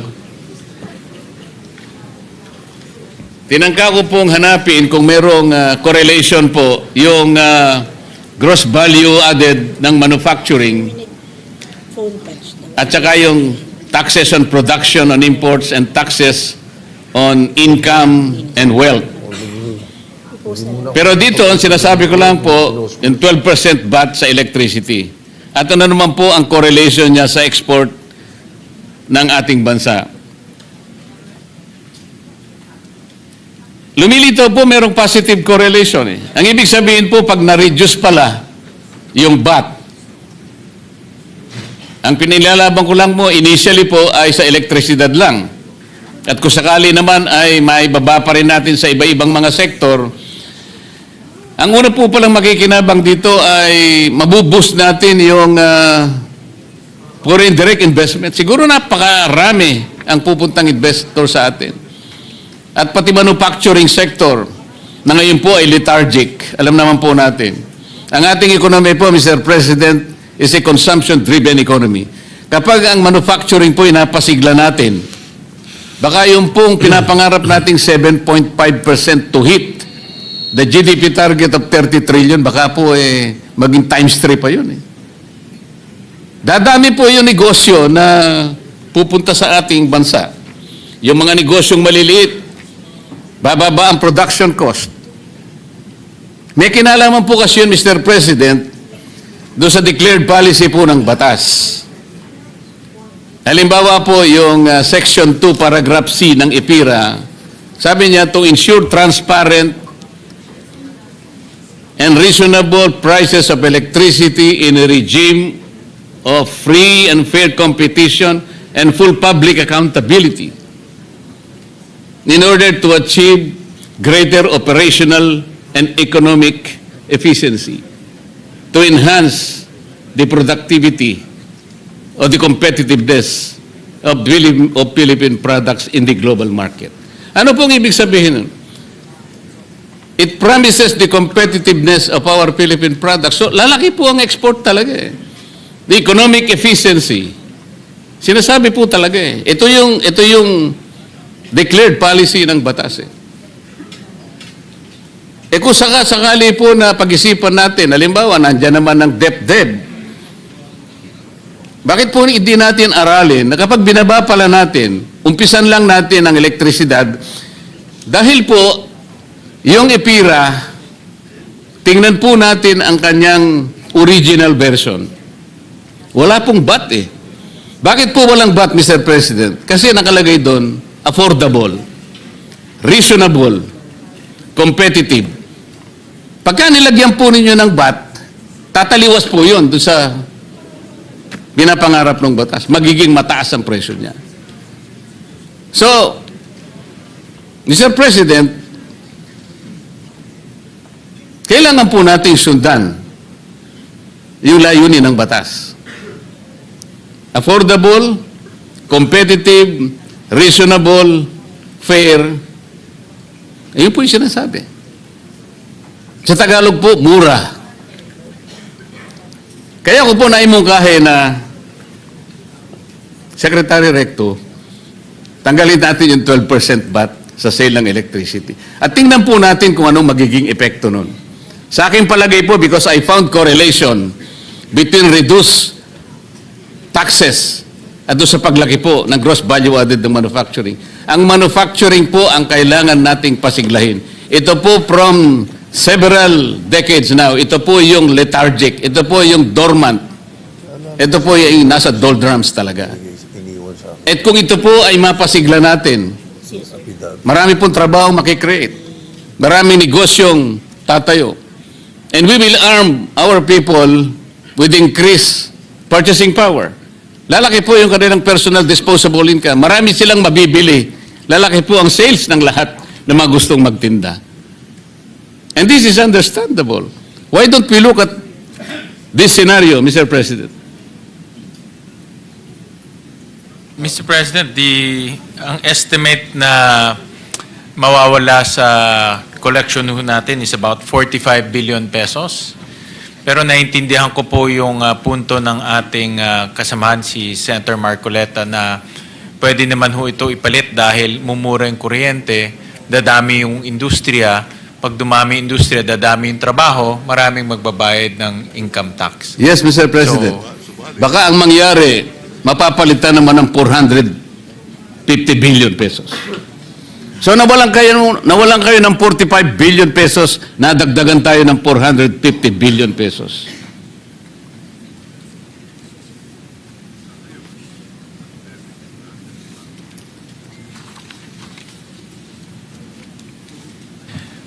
Ito ho kasi magkakaroon ho ng impact sa ating collection dahil ngayon meron na ho tayong deficit of about 1.6 trillion pesos.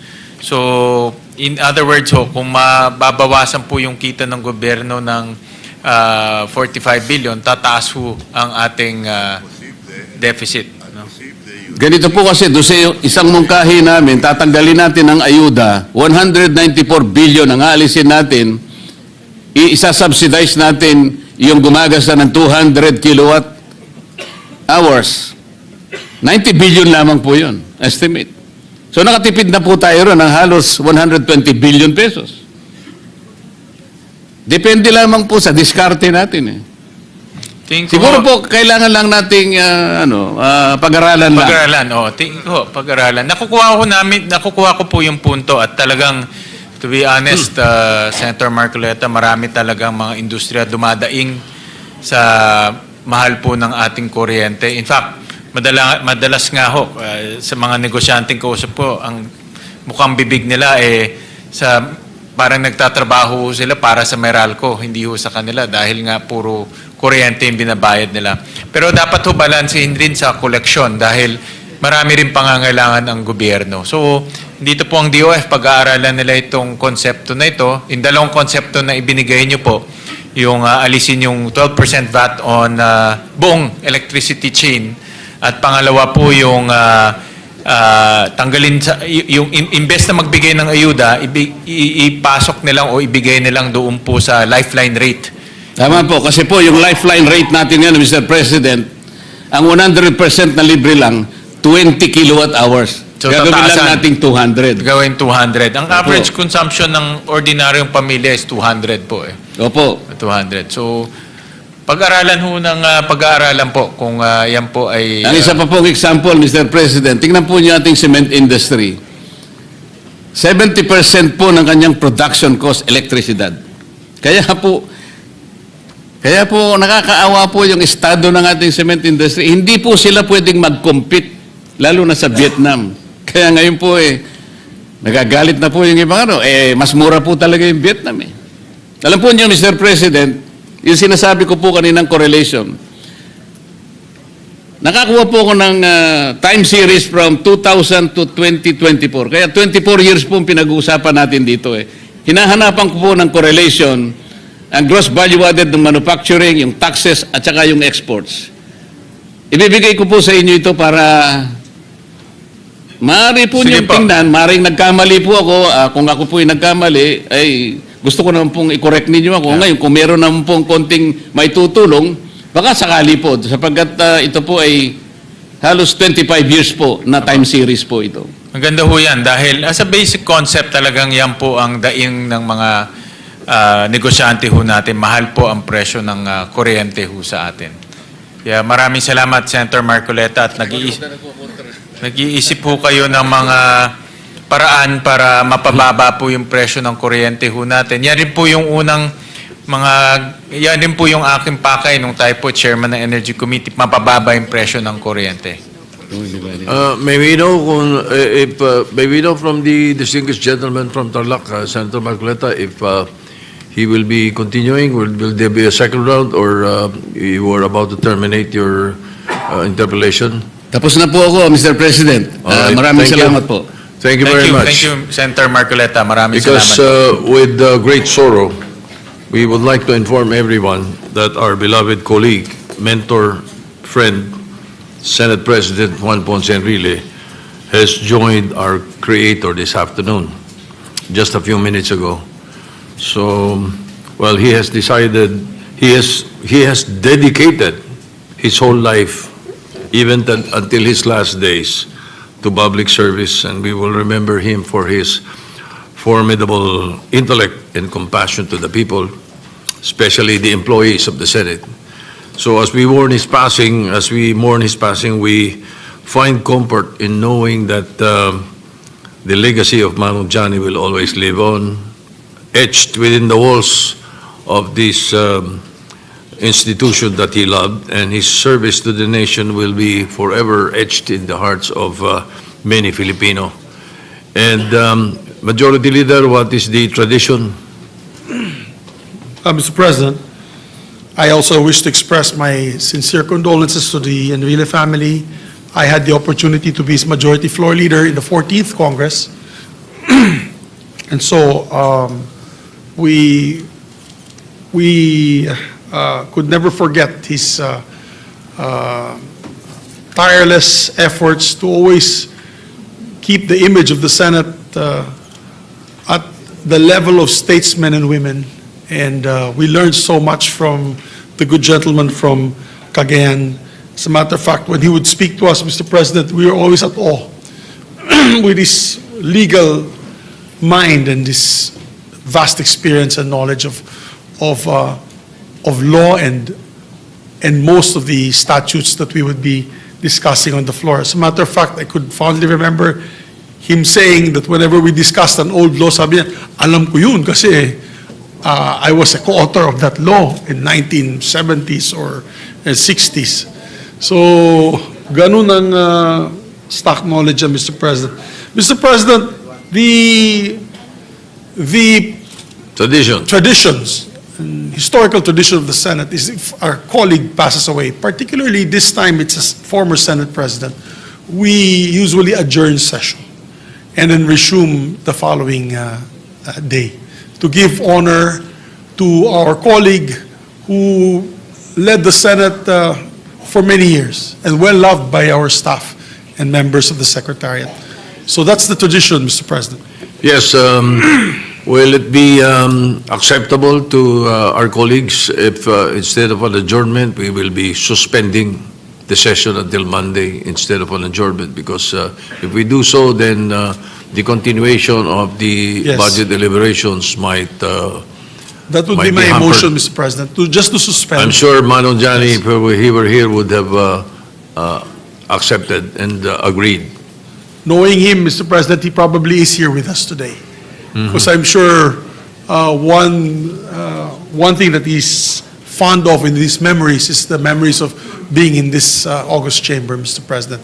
So, with the permission of the body, and I believe that nobody will object to this, is that we just invite back, before we suspend, that we invite back the different agencies to come back on Monday, 1 p.m.